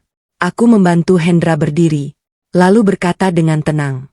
Mas, Aku belum bisa pulang. Wajahnya langsung pucat. Kenapa? Karena aku takut. Tidak kepada ibu. Tidak kepada Rina. Tapi takut semuanya akan kembali seperti dulu. Hendra menggigit bibirnya. Ia tahu ketakutanku bukan tanpa alasan. Aku sekarang bekerja. Kataku sambil tersenyum tipis. Dan untuk pertama kalinya, aku merasa dihargai. Hendra terlihat terkejut. Kamu kerja? Aku mengangguk. Iya. Aku diterima di butik. Hendra tersenyum meski matanya masih basah. Selamat. Itu kabar baik. Aku bisa melihat. Ucapan selamat itu benar-benar tulus. Bukan seperti dulu. Saat ia selalu menganggap semua pengorbananku adalah hal biasa. Sebelum pulang, Hendra berkata pelan. Aku akan berubah. Aku nggak minta kamu langsung pulang. Aku cuma minta satu kesempatan buat memperbaiki semuanya. Aku tidak langsung menjawab. Karena kepercayaan tidak dibangun dengan janji, melainkan dengan tindakan. Saat Hendra berjalan menuju motornya, ponselnya tiba-tiba berdering. Wajahnya langsung berubah panik. Telepon itu dari Bu Lasmi. Begitu diangkat, suara ibunya terdengar menangis. Hendra, cepat pulang. Rumah kita didatangi orang-orang yang menagih utang. Jantung Hendra langsung berdegup kencang. Namun yang membuat wajahnya semakin pucat adalah kalimat berikutnya. Mereka bilang, masih ada utang yang selama ini diam-diam dibayar Sari. Aku baru tahu, selama ini aku juga menutup utang yang bukan tanggung jawabku. Hendra langsung berdiri dari kursinya. Wajahnya yang tadi dipenuhi harapan seketika berubah panik. Apa maksud ibu? Suara Bu Lasmi di seberang telepon terdengar bergetar. Cepat pulang saja. Mereka ramai di rumah. Mereka bilang mau membawa barang-barang kalau utangnya tidak dibayar. Telepon langsung terputus. Hendra menatapku. Matanya dipenuhi kebingungan. Sari, aku harus pulang. Aku mengangguk pelan. Pergilah. Hendra menggenggam tanganku sebentar. Aku akan kembali. Aku hanya tersenyum tipis. Aku tidak lagi ingin berharap pada kata-kata. Yang ingin kulihat adalah perubahan. Hendra segera menaiki motornya dan melaju meninggalkan rumah Maya. Aku memandang punggungnya hingga menghilang di tikungan jalan. Entah mengapa, hatiku justru dipenuhi rasa tenang. Untuk pertama kalinya, aku tidak merasa harus ikut menyelesaikan semua masalah keluarga itu. Karena sekarang, aku sudah belajar membedakan antara membantu dan terus dimanfaatkan. Sekitar 40 menit kemudian, Hendra tiba di rumah. Dari kejauhan ia sudah melihat beberapa orang berdiri di teras. 2 pria membawa map. Seorang wanita memegang beberapa lembar dokumen. Sementara Bu Lasmi terlihat kebingungan. Rina terus menangis. Ada apa ini? Tanya Hendra begitu turun dari motor. Salah seorang pria menghampirinya. Pak Hendra? Iya. Kami datang menagih tunggakan pembayaran. Tunggakan apa? Pria itu membuka map. 5 bulan pembayaran bahan sembako. 2 bulan pembayaran gas. Tagihan toko bangunan. Dan beberapa cicilan yang selama ini selalu dibayar tepat waktu. Hendra mengernyit. Tapi setahu saya semuanya sudah lunas. Pria itu menggeleng. Selama ini memang selalu lunas. Karena ada seseorang yang selalu datang membayar sebelum jatuh tempo. Namun sejak seminggu terakhir, tidak ada lagi pembayaran. Jantung Hendra berdetak semakin cepat. Siapa yang biasanya membayar? Pria itu membuka buku catatan. Lalu menunjuk satu nama. Ibu Sari. Semua orang langsung terdiam. Bu Lasmi menutup mulutnya. Rina menangis semakin keras. Sedangkan Hendra memejamkan mata. Dadanya terasa seperti dihantam sesuatu yang sangat keras. Jadi, bukan hanya kebutuhan rumah. Bahkan utang keluarga pun. Selama ini diam-diam aku yang membayarnya. Ini masih ada lagi? Kata pria itu sambil mengeluarkan beberapa kwitansi. Sebenarnya kami sering menawarkan pembayaran kepada Ibu Lasmi. Tapi Bu Sari selalu bilang, tolong jangan sampai Ibu tahu dulu. Saya yang akan menyelesaikannya. Air mata Bu Lasmi langsung mengalir deras. Ia terduduk lemas di kursi. Tangannya terus gemetar. Astagfirullah. Gumamnya berkali-kali. Hendra mengambil kwitansi-kwitansi itu. Tanggalnya berurutan. Nominalnya juga tidak sedikit. Ada yang 500.000, 700.000, Bahkan ada yang lebih dari 1 juta rupiah. Jika dijumlahkan, hampir puluhan juta rupiah. Semuanya berasal dari hasil kerja keras istrinya. Istri yang setiap hari justru dihina. Pak Joko yang sejak tadi berdiri di halaman akhirnya ikut berbicara. Saya sebenarnya sudah lama heran. Bu Sari selalu datang sendiri. Kadang habis menjahit. Kadang habis lembur. Beliau selalu bilang, "Jangan bilang ke suami saya tidak ingin dia merasa gagal." Kalimat itu membuat Hendra langsung menangis. Ia menutupi wajahnya dengan kedua tangan. Tangis seorang laki-laki yang selama ini merasa sudah menjadi kepala keluarga. Namun ternyata, selama bertahun-tahun justru istrinya yang diam-diam menjaga harga dirinya. Malam itu tidak ada lagi yang mampu berkata-kata. Rina perlahan menghampiri ibunya. "Bu, aku salah." Bu Lasmi hanya menangis. Ia bahkan tidak mampu menatap wajah anak-anaknya. Selama ini ia begitu mudah menyalahkan Sari. Padahal wanita yang ia hina itulah yang menjaga keluarganya tetap bertahan. Sementara Bimo dan Denny mulai membuka lemari dapur. Baru kali itu mereka sadar. Banyak stok beras, minyak, sabun, dan kebutuhan rumah tangga selalu muncul begitu saja. Mereka tidak pernah bertanya dari mana asalnya. Mereka hanya menikmati. Di saat yang sama, aku sedang menutup butik bersama Bu Ratih.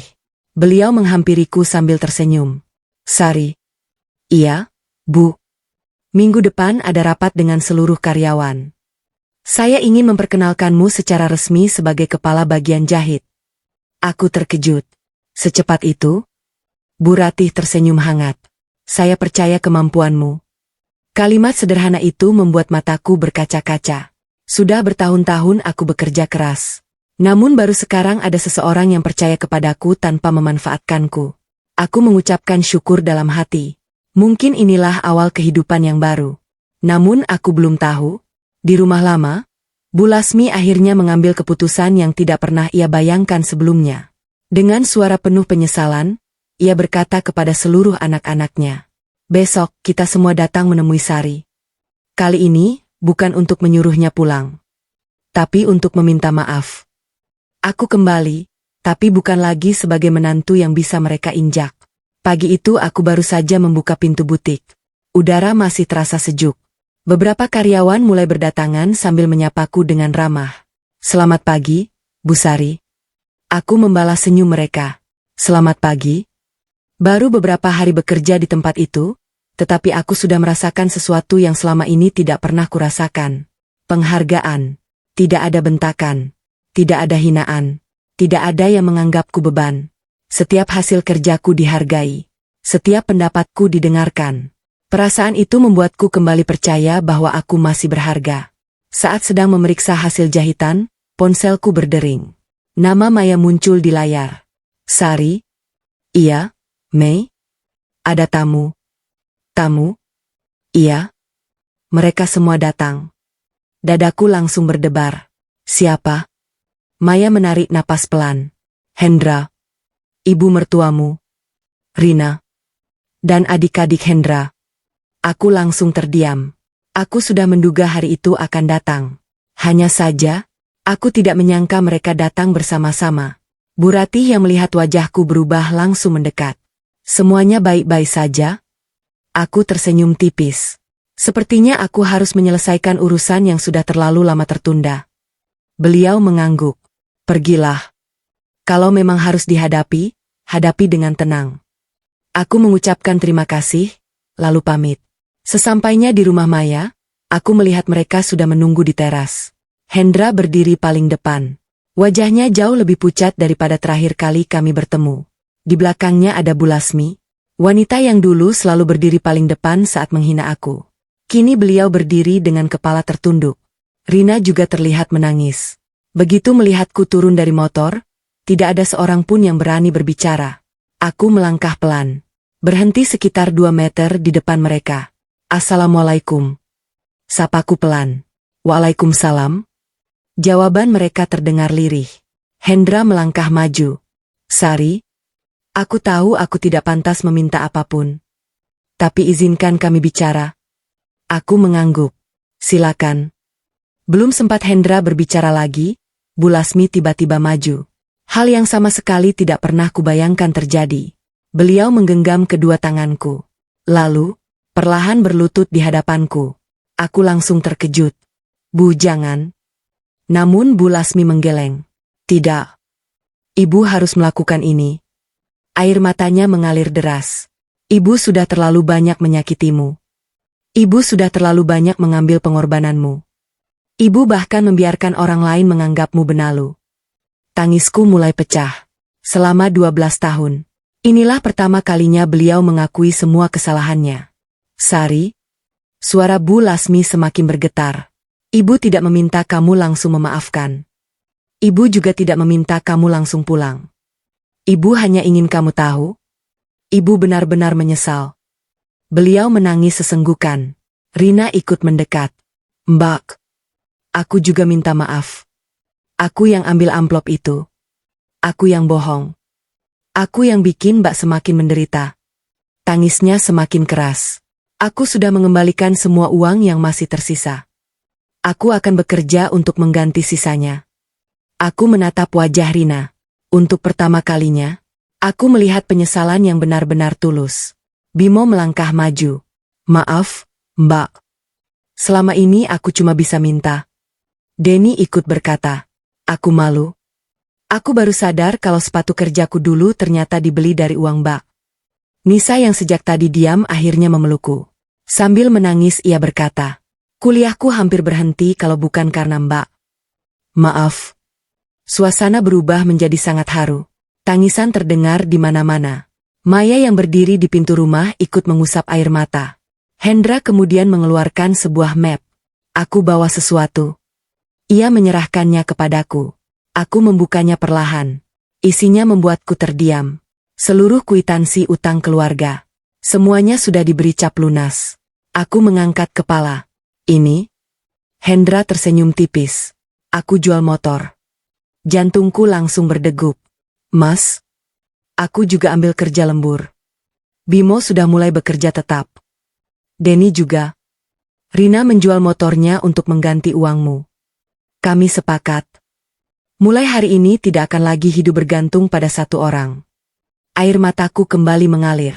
Bukan karena motor itu dijual. Melainkan karena akhirnya, mereka mulai belajar bertanggung jawab. Hendra menggenggam kedua tanganku. Sari. Aku tidak datang untuk memaksamu pulang. Aku datang untuk menunjukkan bahwa kami mulai berubah. Aku memandang satu persatu wajah mereka. Tidak ada lagi kesombongan. Tidak ada lagi tatapan merendahkan. Yang kulihat hanyalah rasa bersalah. Dan harapan. Aku menarik napas panjang. Lalu berkata dengan tenang. Aku memaafkan kalian. Semua langsung menangis lega. Namun aku melanjutkan kalimatku. Tapi, aku belum akan pulang. Senyum mereka perlahan menghilang. Aku menggenggam tangan Hendra. Kalau perubahan ini benar-benar tulus. Buktikan. Bukan 1 minggu.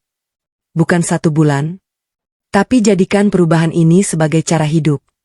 Kalau memang rumah itu sudah berubah, suatu hari nanti aku akan pulang. Semua kembali terdiam. Mereka memahami maksudku. Kepercayaan tidak dibangun dengan air mata, melainkan dengan waktu dan tindakan. Saat aku berbalik hendak masuk rumah Maya, Hendra memanggilku sekali lagi. Sari. Aku menoleh. Aku akan menunggumu. Aku tersenyum tipis. Untuk pertama kalinya, senyum itu bukan lahir dari rasa terpaksa, melainkan dari secercah harapan. Bahwa mungkin, suatu hari nanti, keluarga kami benar-benar akan menjadi keluarga yang saling menghargai.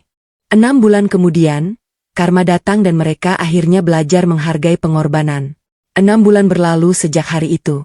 6 bulan sejak aku memilih tidak kembali ke rumah mertuaku. Dan 6 bulan pula aku memilih membangun kembali hidup yang sempat hancur. Kini setiap pagi aku berangkat ke butik dengan hati yang jauh lebih tenang. Usahaku berkembang. Bu Rati benar-benar menepati janjinya. Aku dipercaya menjadi kepala bagian jahit. Bahkan beberapa pelanggan mulai meminta hasil jahitanku secara khusus. Penghasilanku jauh lebih baik daripada sebelumnya. Namun yang paling membahagiakan bukanlah soal uang. Melainkan, aku akhirnya merasa dihargai. Tidak ada lagi bentakan. Tidak ada lagi hinaan. Tidak ada lagi yang menganggap semua pengorbananku sebagai kewajiban. Aku kembali menemukan diriku sendiri. Suatu sore, Saat sedang memeriksa hasil jahitan, Maya menghampiriku sambil membawa secangkir teh. Sari. Iya? Hendra datang lagi. Aku menoleh ke arah luar butik. Di seberang jalan, Hendra berdiri sambil membawa sebuah kotak kecil. Ia tidak langsung masuk. Sejak kejadian 6 bulan lalu, ia memang selalu seperti itu. Datang, mengucapkan salam, menanyakan kabarku, lalu pulang. Tanpa pernah memaksaku kembali. Aku menghampirinya. Assalamualaikum. Waalaikumsalam. Ia tersenyum tipis. Senyum yang dulu hampir tidak pernah kulihat. Ini? Katanya sambil menyerahkan kotak itu. Apa? Aku cuma ingin mengembalikan sesuatu. Aku membuka kotak tersebut. Di dalamnya terdapat sebuah gelang emas. Air mataku langsung menggenang. Bentuknya hampir sama dengan gelang peninggalan almarhum ibuku. Aku tahu. Kamu mungkin tidak akan pernah bisa mendapatkan gelang ibumu kembali. Tapi izinkan aku menggantinya. Aku memandangi gelang itu cukup lama, lalu menggeleng pelan. Mas, gelang ini indah. Tapi yang hilang bukan cuma emasnya. Yang hilang adalah kenangannya. Hendra menundukkan kepala. Aku tahu. Maafkan aku. Aku tersenyum tipis. Terima kasih. Aku akan menyimpannya. Bukan sebagai pengganti, melainkan sebagai tanda bahwa seseorang benar-benar sedang belajar memperbaiki kesalahannya. Sementara itu, kehidupan di rumah Bu Lasmi benar-benar berubah. Kini semua anak memiliki tanggung jawab masing-masing. Bimo bekerja tetap di sebuah bengkel. Denny diterima di perusahaan logistik. Rina berjualan makanan secara daring untuk melunasi seluruh utangnya. Nisa bekerja paruh waktu sambil menyelesaikan kuliahnya. Tidak ada lagi yang hanya menunggu uang dari Hendra. Tidak ada lagi yang merasa semua kebutuhan akan muncul begitu saja. Mereka akhirnya memahami, setiap rezeki membutuhkan usaha, dan setiap bantuan harus dihargai. Bu Lasmi sendiri berubah menjadi pribadi yang jauh lebih pendiam. Setiap pagi beliau menyapu halaman sendiri, mencuci piring, memasak, sesekali meminta bantuan anak-anaknya. Beliau tidak lagi menyuruh orang lain melakukan semuanya. Suatu hari Pak Joko melihat Bu Lasmi sedang duduk sendirian di teras. Beliau memegang foto keluarga lama. Di dalam foto itu ada aku. Masih tersenyum lebar. Masih memakai celemek dapur. Pak Joko duduk di sampingnya. Masih kepikiran Bu Sari? Bu Lasmi mengangguk pelan. Saya baru sadar. Rumah ini dulu hangat bukan karena besar. Tapi karena ada Sari. Air matanya kembali jatuh. Saya baru menghargainya setelah dia pergi. Pak Joko menghela napas. Itulah hidup, Bu. Kadang orang yang paling berharga justru baru terasa ketika sudah tidak ada. Bu Lasmi hanya mampu menangis. Beberapa hari kemudian, aku mendapat undangan makan siang di rumah Bu Ratih. Seluruh karyawan hadir. Di akhir acara, Bu Ratih berdiri membawa sebuah map. Sari. Iya, Bu. Saya punya kabar baik. Beliau menyerahkan map itu kepadaku. Begitu kubuka, aku langsung terkejut. Ini surat pengangkatan. Mulai bulan depan kamu menjadi manajer operasional butik. Aku benar-benar tidak mampu berkata-kata. Air mataku kembali jatuh. Semua karyawan bertepuk tangan. Maya langsung memelukku. Selamat. Aku menatap langit melalui jendela butik. Dalam hati aku berbisik, terima kasih, Ibu. Terima kasih karena dulu mengajariku menjadi perempuan yang kuat. Kalau dulu aku terus bertahan di rumah yang tidak pernah menghargai diriku, mungkin aku tidak akan pernah sampai di titik ini. Malam harinya Hendra mengirimkan sebuah pesan. Sari, hari ini Ibu memasak sendiri. Beliau bilang masakannya masih belum seenak punyamu. Lalu beliau menangis. Aku membaca pesan itu perlahan. Air mataku ikut menetes. Aku tidak lagi menyimpan dendam kepada Bu Lasmi. Karena aku tahu, penyesalan yang beliau rasakan sekarang adalah hukuman yang jauh lebih berat daripada kemarahanku. Namun, masih ada satu keputusan terakhir yang harus kuambil. Keputusan yang akan menentukan apakah aku benar-benar kembali menjadi istri Hendra, atau memilih melanjutkan hidup dengan jalanku sendiri. Dan keputusan itu akan kusampaikan di hadapan semua orang. Aku memaafkan mereka, tapi aku tak akan pernah lagi kehilangan harga diriku. Setahun berlalu. Waktu benar-benar mengubah banyak hal. Luka yang dulu terasa begitu dalam kini perlahan menjadi pelajaran hidup yang tidak akan pernah kulupakan. Aku masih bekerja di butik Bu Ratih. Bahkan kini butik itu membuka cabang baru, dan aku dipercaya memimpin seluruh bagian produksi. Tidak pernah terbayang sebelumnya, seorang perempuan yang dulu sering disebut benalu kini justru memimpin puluhan karyawan. Namun semua itu tidak membuatku sombong. Aku hanya bersyukur. Karena Allah menunjukkan bahwa setelah kesulitan selalu ada kemudahan. Pagi itu aku menerima telepon dari Hendra. Sari. Iya, Mas. Ibu ingin bertemu. Aku terdiam beberapa saat. Ada apa? Hari ini ulang tahun ibu. Beliau bilang, kalau kamu berkenan, datanglah. Aku menarik napas panjang. Sudah hampir 1 tahun aku tidak menginjakkan kaki di rumah itu. Rumah yang menyimpan begitu banyak air mata. Namun juga rumah yang menjadi saksi bagaimana aku belajar menjadi perempuan yang kuat. Setelah berpikir beberapa saat, akhirnya aku berkata pelan. Baik. Aku akan datang. Siang itu aku tiba di rumah yang dulu kutinggalkan. Rumah itu tampak berbeda. Halamannya jauh lebih bersih. Tanaman di teras tertata rapi. Saat pintu terbuka, aku melihat semua orang sudah berkumpul. Bu Lasmi, Hendra, Rina, Bimo, Denny, Nisa, dan beberapa saudara yang dulu pernah mendengar hinaan kepadaku. Begitu aku masuk, suasana langsung hening. Tidak ada yang berbicara. Bu Lasmi perlahan menghampiriku. Beliau tampak jauh lebih kurus. Rambutnya semakin memutih. Namun kali ini, tatapan matanya penuh kelembutan. Boleh ibu memelukmu? Tanyanya lirih. Aku mengangguk. Beliau langsung memelukku erat. Tangisnya pecah. Ibu minta maaf. Bukan sekali. Bukan 2 kali. Tapi untuk semua luka yang pernah ibu berikan. Aku ikut menangis. Bukan karena luka itu hilang. Melainkan karena akhirnya permintaan maaf itu benar-benar datang dari hati. Setelah acara sederhana selesai, Hendra mengajakku berbicara di teras belakang. Tempat yang dulu sering menjadi saksi ketika aku menangis sendirian. Kini suasananya terasa berbeda. Sari. Iya. Aku ingin bertanya satu hal. Aku menatapnya. Apakah masih ada kesempatan untuk kita memperbaiki rumah tangga ini? Aku tersenyum kecil. Lalu memandang halaman yang mulai dipenuhi cahaya matahari sore. Mas, aku masih menyayangimu. Wajah Hendra langsung berbinar. Tapi, aku melanjutkan dengan tenang. Aku tidak akan kembali menjadi perempuan yang selalu mengalah. Hendra mengangguk. Aku mengerti. Kalau kita ingin memulai lagi, aku ingin rumah tangga yang saling menghargai. Bukan hanya aku yang berkorban. Bukan hanya aku yang mengerti. Kita harus berjalan berdampingan. Air mata Hendra kembali jatuh. Aku janji. Bukan hanya dengan kata-kata, tapi dengan tindakan. Aku mengangguk pelan. Itu yang ingin kulihat. Beberapa minggu kemudian, aku akhirnya kembali ke rumah itu.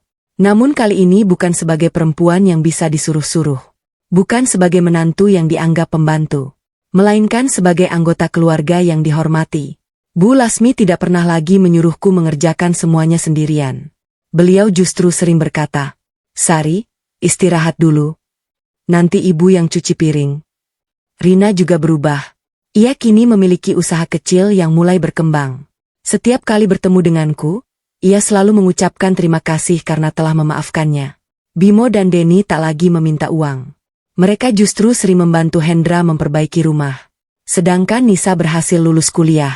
Saat wisuda, ia memelukku sambil berkata, kalau dulu Mbak nggak membantu diam-diam, mungkin aku nggak pernah bisa sampai di sini. Aku hanya tersenyum sambil mengusap air matanya. Suatu malam, aku duduk di teras bersama Hendra. Angin berembus pelan. Langit dipenuhi bintang. Hendra menggenggam tanganku. Terima kasih sudah memberi kesempatan kedua. Aku tersenyum. Kesempatan kedua bukan hadiah, Mas. Itu tanggung jawab. Ia mengangguk. Dan sejak malam itu, kami sama-sama belajar. Belajar mendengarkan. Belajar menghargai. Belajar meminta maaf. Dan belajar bahwa keluarga tidak dibangun oleh pengorbanan satu orang saja. Melainkan oleh saling menghormati. Sahabat air mata menantu. Dari kisah Sari, kita belajar bahwa menjadi sabar bukan berarti membiarkan diri terus disakiti. Memaafkan adalah pilihan yang mulia. Tetapi menjaga harga diri juga merupakan bentuk menghargai diri sendiri. Kadang orang baru menyadari betapa berharganya seseorang setelah kehilangannya.